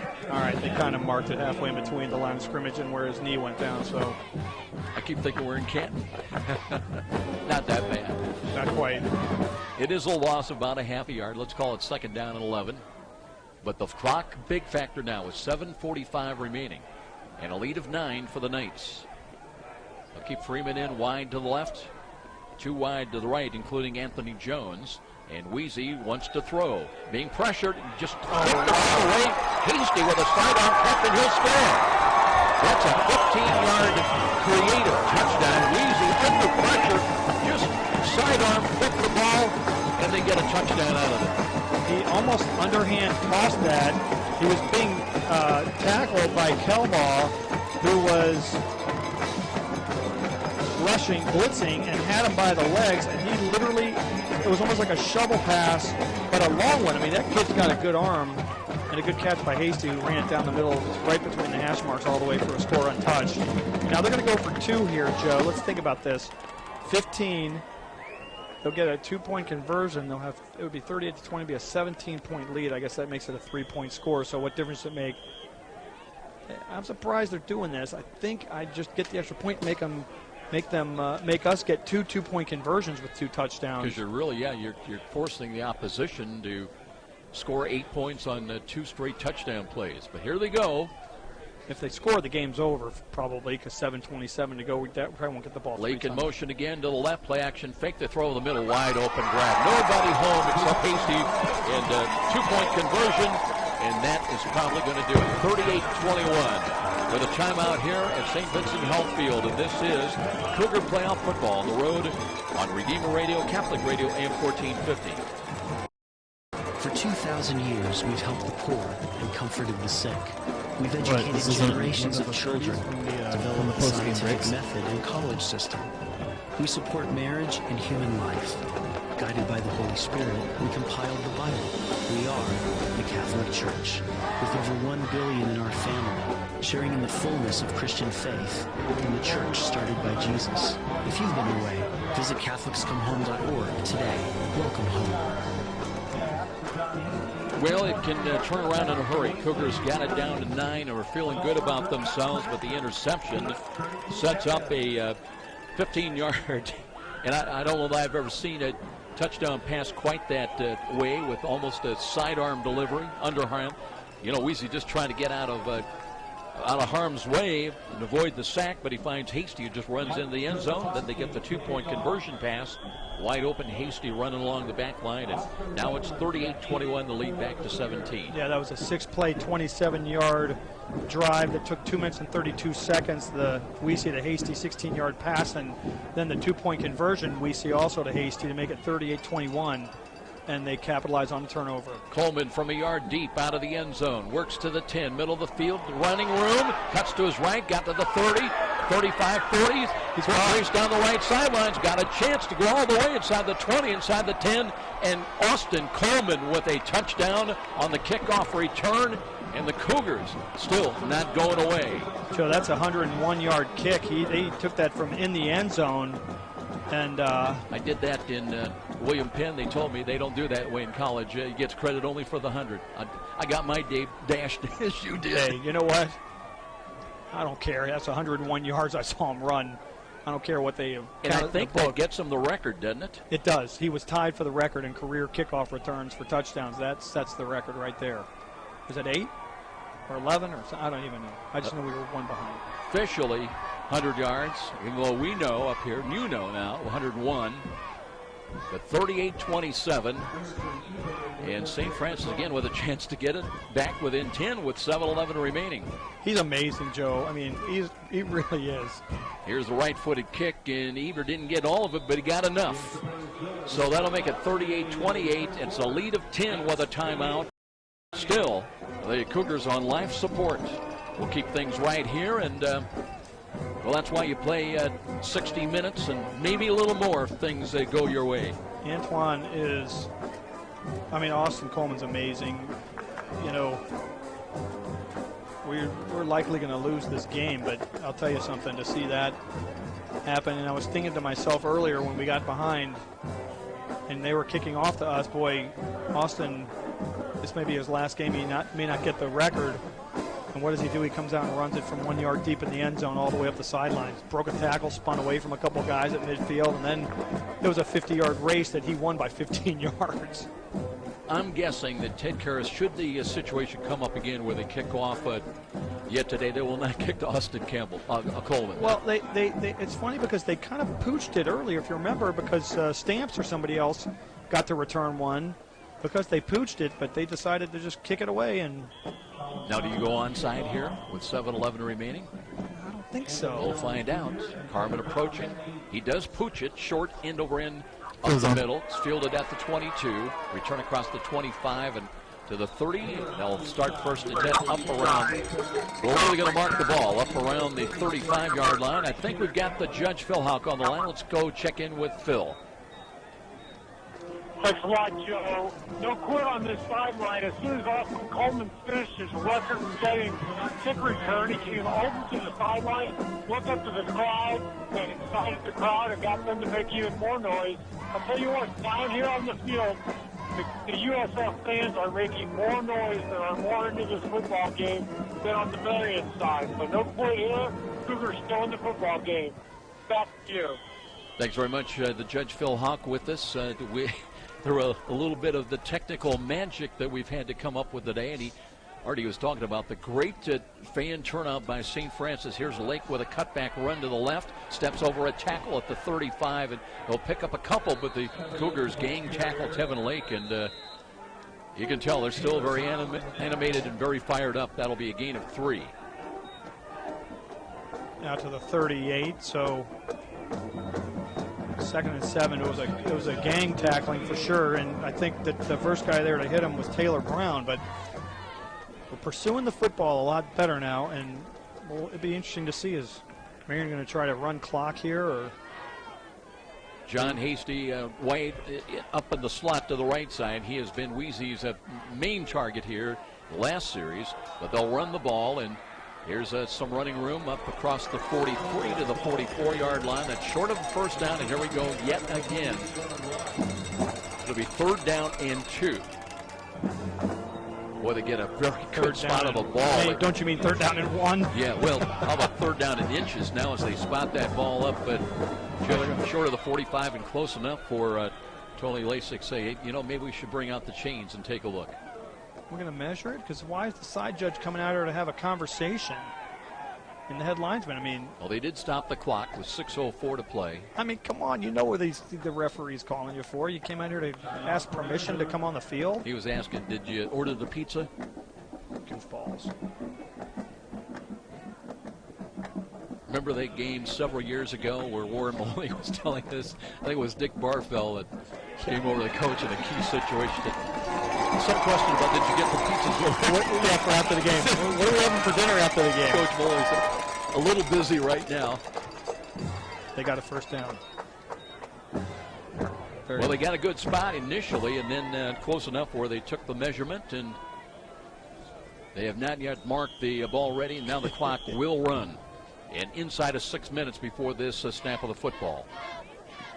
Nose of the football just inside the Knights' 45, 1st and 10. 2 wide to the left, including Hasty. And they've got Anthony Jones in here, the lone wide out to the right. Cougars come up and press coverage on him. And Weezy wants to run Lake. Lake off tackle and slides his way up short of midfield to the 48-yard line. And of about 3 or 4, but, well, let's wait till they put it down, right? Yeah, you can't tell. It is a gain of 3. Knows the football just outside over the 48. Kelbaugh made the tackle. Clock the big factor now at inside of 5.5 minutes time remaining. Cougars do not have the ball, and they're down by 10. The statistics have become so equal in this game that it's just down to that one turnover. They have 10 points off of our turnovers. We have nothing off of theirs. Weezy again out of the gun, directing traffic with 2 protectors either side, runs the ball with Nathan Jones, and Jones turns upfield, and he's got a first down all the way to the St. Francis 41-yard line. Nathan Jones is 6'3", 235. They list him as a tight end, and he gets momentum behind him. He just, he was nothing fancy. He just got his legs moving. Guys like that, you've got to hit at the knees, or you're not going to bring them down with arm tackles. Picked up 10 yards on that bull rush. Cougars with all 3 of their timeouts remaining, now with 4:55 on the clock and running. We got to stop them here on first down. We got to make them get 2nd and long, force them to pass. They're just killing the clock. Got to believe that they'll run the ball. They do run the ball, and up the middle again, Nathan Jones, and another first down inside the St. Francis 30-yard line. Nothing fancy, just power football and handing it off and run up the middle. And St. Francis without a defensive answer. 12 yards. That's runs of it. 10 and 12 back to back, and so the clock runs. you know, after they set the marker, which they've already done. It's down to 4:30, and we're helpless. We know they're going to run the football. You got to put guys in the box and make a tackle, play man outside, and hope you can cover them if they do some kind of play action. Put 9 guys in the box, 8 guys in the box now. Cougars bring the safeties up. They'll run the ball again. And Lake looking, bounces it out to the left side and steps around one, still on his feet. He's got another 10 yards to the 20-yard line. Lake never went down with that play designed to go up the middle and just bounced it out to his left and turned the corner, and now he's down to the 20. And another 10 yards. Clock is stopped. Well, 9.5. Now they're going to move. They do call it a 10-yard gain. You're right, Art. Clock is running, even though they're still in the process of moving the chains with inside of 4 minutes time remaining. 38-28. I got a little good news for you. Purdue 56, Indiana 35, a final, and a defensive struggle. You think Danny Hope kept his job? I don't know. You probably hope not. I don't know. He didn't deserve to. He's been terrible. Here is a handoff, and Lake spun around, breaks a tackle, and gets close to the 16-yard line. Now with 3:35 remaining. I was going to ask you about that bucket score, but yeah, I haven't been giving it to you. Haven't been giving it to you because since it was 7-0 Indiana, Purdue's been dominating the entire game. How much time was left? The game's over. That was the final. Yeah. Well, they marked that ball just outside the 16. Actually, Indiana tied him at 35 early in the fourth quarter, and then Purdue 3 touchdowns in the fourth quarter to put him away. So the bucket to West Lafayette. Here's 3:03 on the clock here. And a running play. Lake starts right on the deep handoff, cuts back to his left, and he'll bring it down to the 11-yard line. And the kid is amazing. Just 3, 4, 5 yards. Contact, no problem. Just avoids it, steps around it, or just runs through it. So they've run 8 running plays for 3, 7, 3, 10, 12, 10, 4, 5. Just eating up yardage from their own 35 down to our 12. And the Cougars trying to keep relatively fresh troops in there, but you can tell Matt Smith walking around. He's gone. He's winded. The dying moments of this ball game inside of 2.5 minutes now, time remaining. This drive is looking like something a championship team does. And here is Weezy, gives it off again, and Jones driving and got it down to the 10. Maybe another yard inside the 10, close to the 9. Yep, it's got a first down. Well, a lot of people, St. Xavier, national champions a year ago. Last we checked, they were still in the lead in their game. What was it, about a 9-point lead? 23-14 at halftime, you're right, yep. And here it's a 38-28 ball game, and just really the final score to be determined. And Marian, who lost had beaten St. Xavier a year ago in the regular season, but then, 2 weeks later, then lost in the playoffs, and St. X went on the win over Carroll in the national championship game. They're likely playing one another next week. I'd say there's a good chance. Here's Weezy again, running call, gives to Lake, and up the middle, looking for some running yardage, and stops short of the 6-yard line. They'll mark him down at the 7. Now we're going to use our timeout. So St. Francis takes a timeout here. They've got 2 remaining. Kevin Dowley walking onto the field. Well, the Cougars had hopes with Yoder throwing a couple of touchdowns. One to Kelsaw, followed early in the fourth quarter. Another one, 11 yards, back-to-back 11-yard touchdown throws. Second one tonight, but then they got the kickoff return touchdown, but they trailed by 10. If you can hear this game, it's thanks to our communication sponsor, Dr. Todd and Mary Briscoe of Briscoe Family Dentistry. Their generous financial support helps make this Redeemer Radio Sports broadcast possible. Need emergency dental care? Call Dr. Briscoe at 260-486-9950, 260-486-9950. And this game is brought to you by Cedar Creek Carryout in Grable and Cedar Creek Beverage in Leo, where you can find quick small-town service for your USF football refreshment supplies. Kick off your good time with Cedar Creek Carryout or Cedar Creek Beverage, and we appreciate all of our sponsors throughout the season who made these broadcasts possible. Somebody told me a long time ago, and when it comes to sports, especially small college sports, high school sports, nothing happens until somebody sells something, and your contribution, support as the sponsor is so invaluable. I know, congratulations, by the way, to Bishop Lures and Sean McBride and the crew calling that game from Lucas Oil Stadium last night with a win over Cardinal Ritter. And here today, it looks like Marian is going to end the season for the St. Francis Cougars at 9-3 for the year. As Lake cuts to his left, steps out of a tackle, cuts it up, and he will walk and spin into the end zone with 1 minute 30 seconds remaining and icing on the cake. Well, they're going to get back to 45, which is what they laid on us 6 weeks ago. Time of the score at 1:36. What a drive, Joe. That was a 65-yard drive, all on the ground. 11 plays. And they took... And the bad news, Tevin Lake's only a sophomore. 5.5, yeah, thanks. 5.5 minutes off the clock. That was a championship-type drive right there. Josefovsky, a little bit of delay. Well, we've got an injury over there for the Cougars. I don't know if somebody's hurt or they're injured. Might be more if somebody's feelings are hurt. Is that Taylor Brown, I believe, walking off a little bit of assistance? Okay, I think he's okay. So just a matter of the final score here in Indianapolis. Now, Josefovsky did miss an extra point conversion, his first miss of the year. That's the bad news for them today. But he's looking to add the 45th point of the ball game, driving it high, deep, and over everything. I think he's a little upset as he got the conversion to make it 40. That's out on the 30th Street. He hit a golf cart? He's out on the 30th Street. That missed the net and everything, but it is good. 45-28. We're coming back after this 30-second timeout.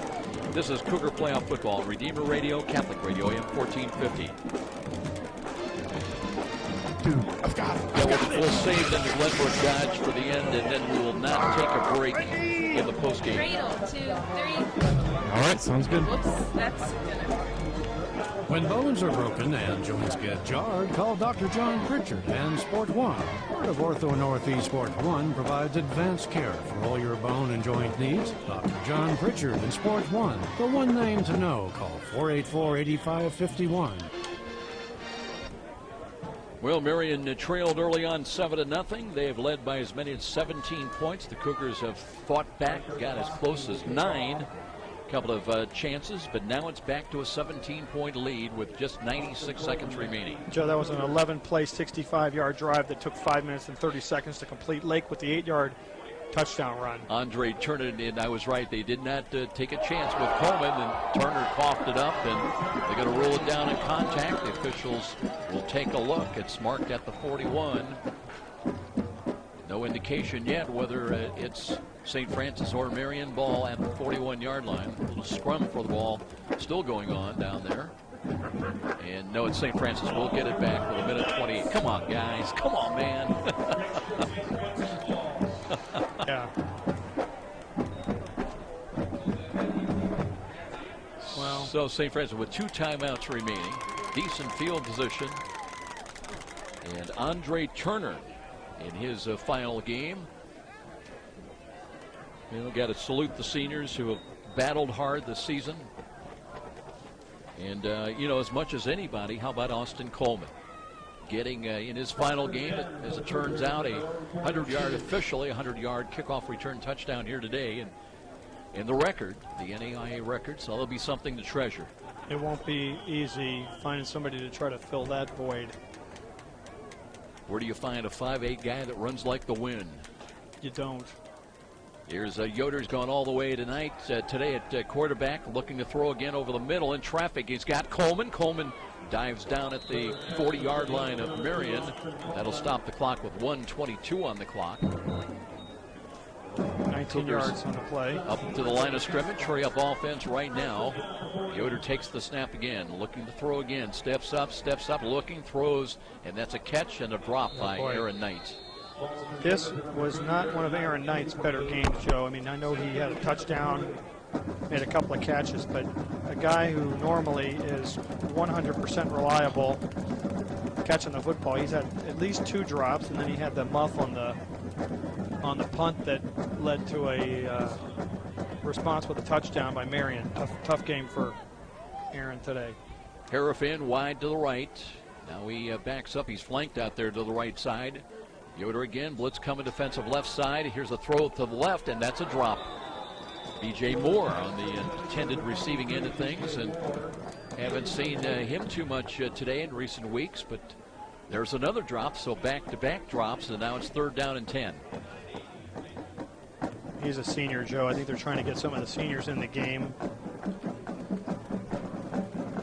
which is nice of the coaching staff. Bet you're another one of them. He's in there wide to the right. They need to get to the 30-yard line on this snap with 1:11 on the clock.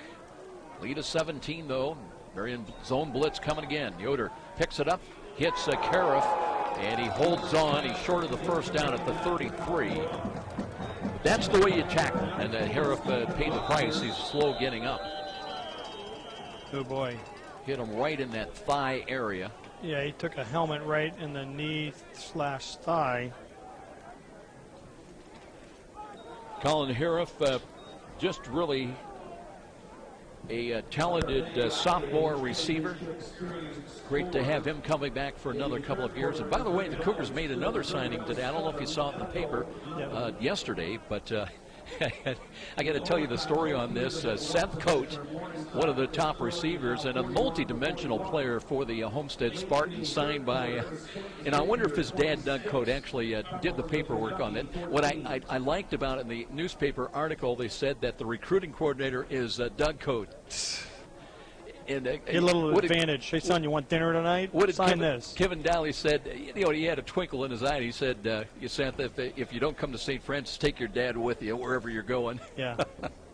But in all seriousness, that's a great signing for St. Francis, and looking to have Seth Coate involved for the next 4 years. Still working on Harif down on his back. And so we've got some scores now updated. In overtime still over there in Iowa. Morningside 41, Southern Oregon 41, so they're going toe-to-toe. Up in Chicago, it's St. X 26, Cumberland's 14 with 11-12 to go in the third quarter. And over in Missouri, the Western Missouri, it's Missouri Valley 7, Bethel nothing with 9:22 to go in the third. So that's 7-0 score. It's a pitcher's duel over there. And Harif, by the way, walking off a little bit better now. He was a little gimpy when he first got up, but walking off under his own power. Here we go, though, 4th and 3. Yoder needs a play, throws to the right, and that's Cam Smith. He comes up with a catch, and he's down close to the 27-yard line. And Cougars, with under a minute remaining, trying to have the last hurrah with hurry-up offense to get in the end zone at least one more time. Trailing it by 17 points, 45-28. And a roll to the left side by Yoder, and sets his feet, throws, and there's a catch near side, and there's a penalty flag as well. Pass interference, I think. As Taylor Maxey had the coverage and got there a little bit too early, but Smith did make the catch. 10 yards. 41 seconds on the clock. Officials will confer. I think he tackled him on the headgear.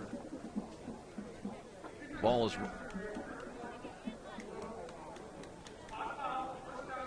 going to be a spot foul. They'll mark the ball right at the 18-yard line.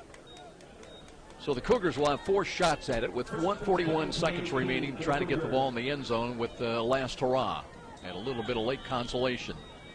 Yoder again, blitz coming, and looks to throw the fade to the corner, looking for Kelsaw. That one is dropped. That one was right into the hands again of Taylor Maxey. Just drew the penalty flag, but he had the drop. What was Kelsaw doing there? He was running a little wheel route out of the backfield and all the way up the numbers, and the ball was thrown. He just stopped. He stopped and turned around. It was weird. And they had double coverage out that way as well. Kind of came to a loafing stop. It wasn't like he ran to the spot and turned around. 34 seconds remaining. 2nd down and 10. And here comes Marian with a blitz again. Yoder landed under pressure and stumbling and got rid of it. Throws complete. And here's a run to the left side, and that's Andre Turner. Got a penalty flag, might be a face mask, as he gets inside the 5-yard line. And now Yoder comes up limping. Joe, that pass looked reminiscent of Wheezy's. On the other end, that underhanded thing. Let's see what the penalty is. Marian fans thought that Yoder's knee touched the ground.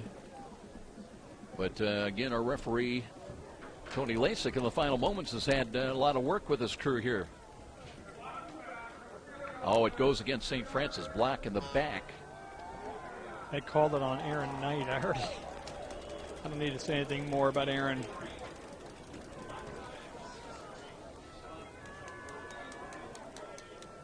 I'm glad Aaron's not a senior.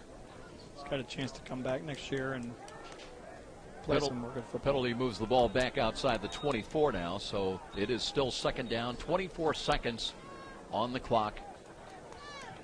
And another chance. Brenton Williams checks in. He's up on the wing to the right. Moore stays out there up on the wing to the right side as well. 3 wide to the right. Yoder, long count from the line of scrimmage, now with the snap. Sets, looks, checks off, throws the middle, and that one. Boy, that was right to the long guy as Ryan Hartnett in his hands for a moment. Well, Joe, at this point, honestly, the good news is that there's only 19 seconds to go in the game. I mean, it's 45-28.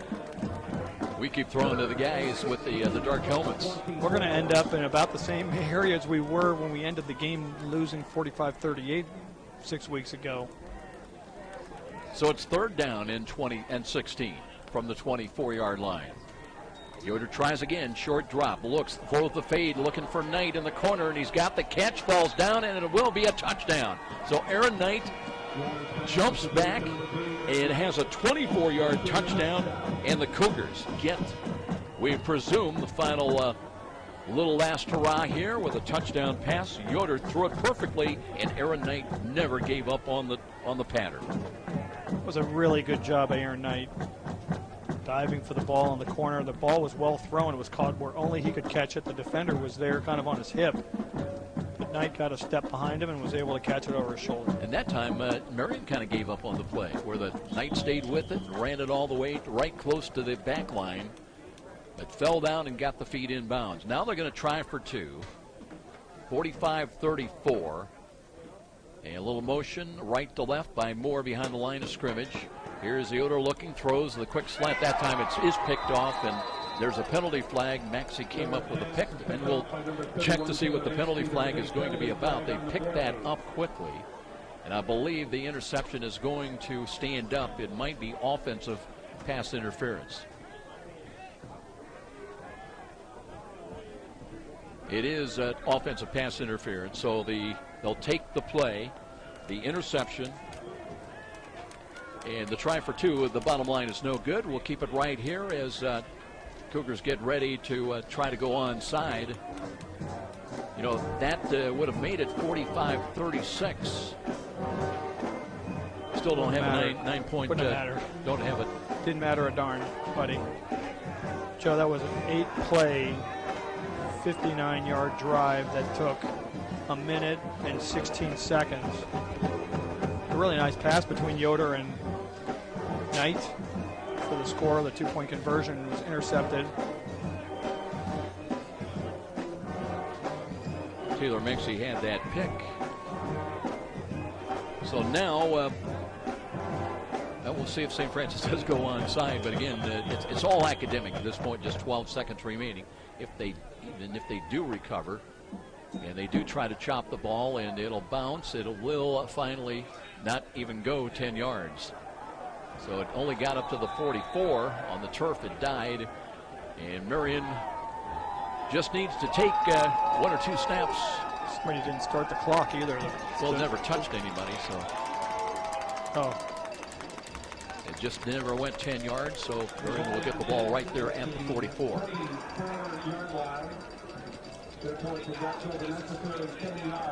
And I do not think St. Francis will take a timeout. Could be wrong. No way. It's 45-34. I don't see it being victory for the Knights. And they will assume the victory formation with Weezy just ready to take a knee, and that should do it. The final seconds of this ball game. Yeah, Kevin Donnelly doesn't mess around with that kind of chicken stuff. He's not going to take a timeout here. This game's won fair and square. Marian played like a championship team. Joe, that last drive that gave them made them, where they ran the ball down the field, all those plays, the one that gave them the, what was that, the 45-28 lead. that was an unbelievable drive, that 65-yard level play drive that just took the wind out of our sails, and that was what a championship team does. And we had more turnovers than they did. We had 4. One of them was worthless. It was that 2-point conversion interception. But Marian's deserving, and it wouldn't surprise me to see them or St. X playing for a championship. It'll be interesting to see the pairings that'll come out, as we mentioned, either late tomorrow morning or early afternoon. And some of the speculation is they will not pair Marian and St. X in the semifinals. They'll wait to see if they reach in the championship game.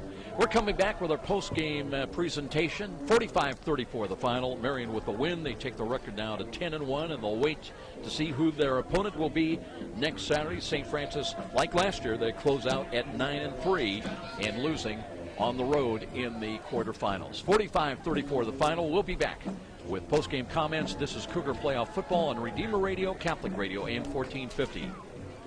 Welcome to Carland. Okay, run the 60, run the open. Best deals and we will huge not savings. take a break. We'll get out of here.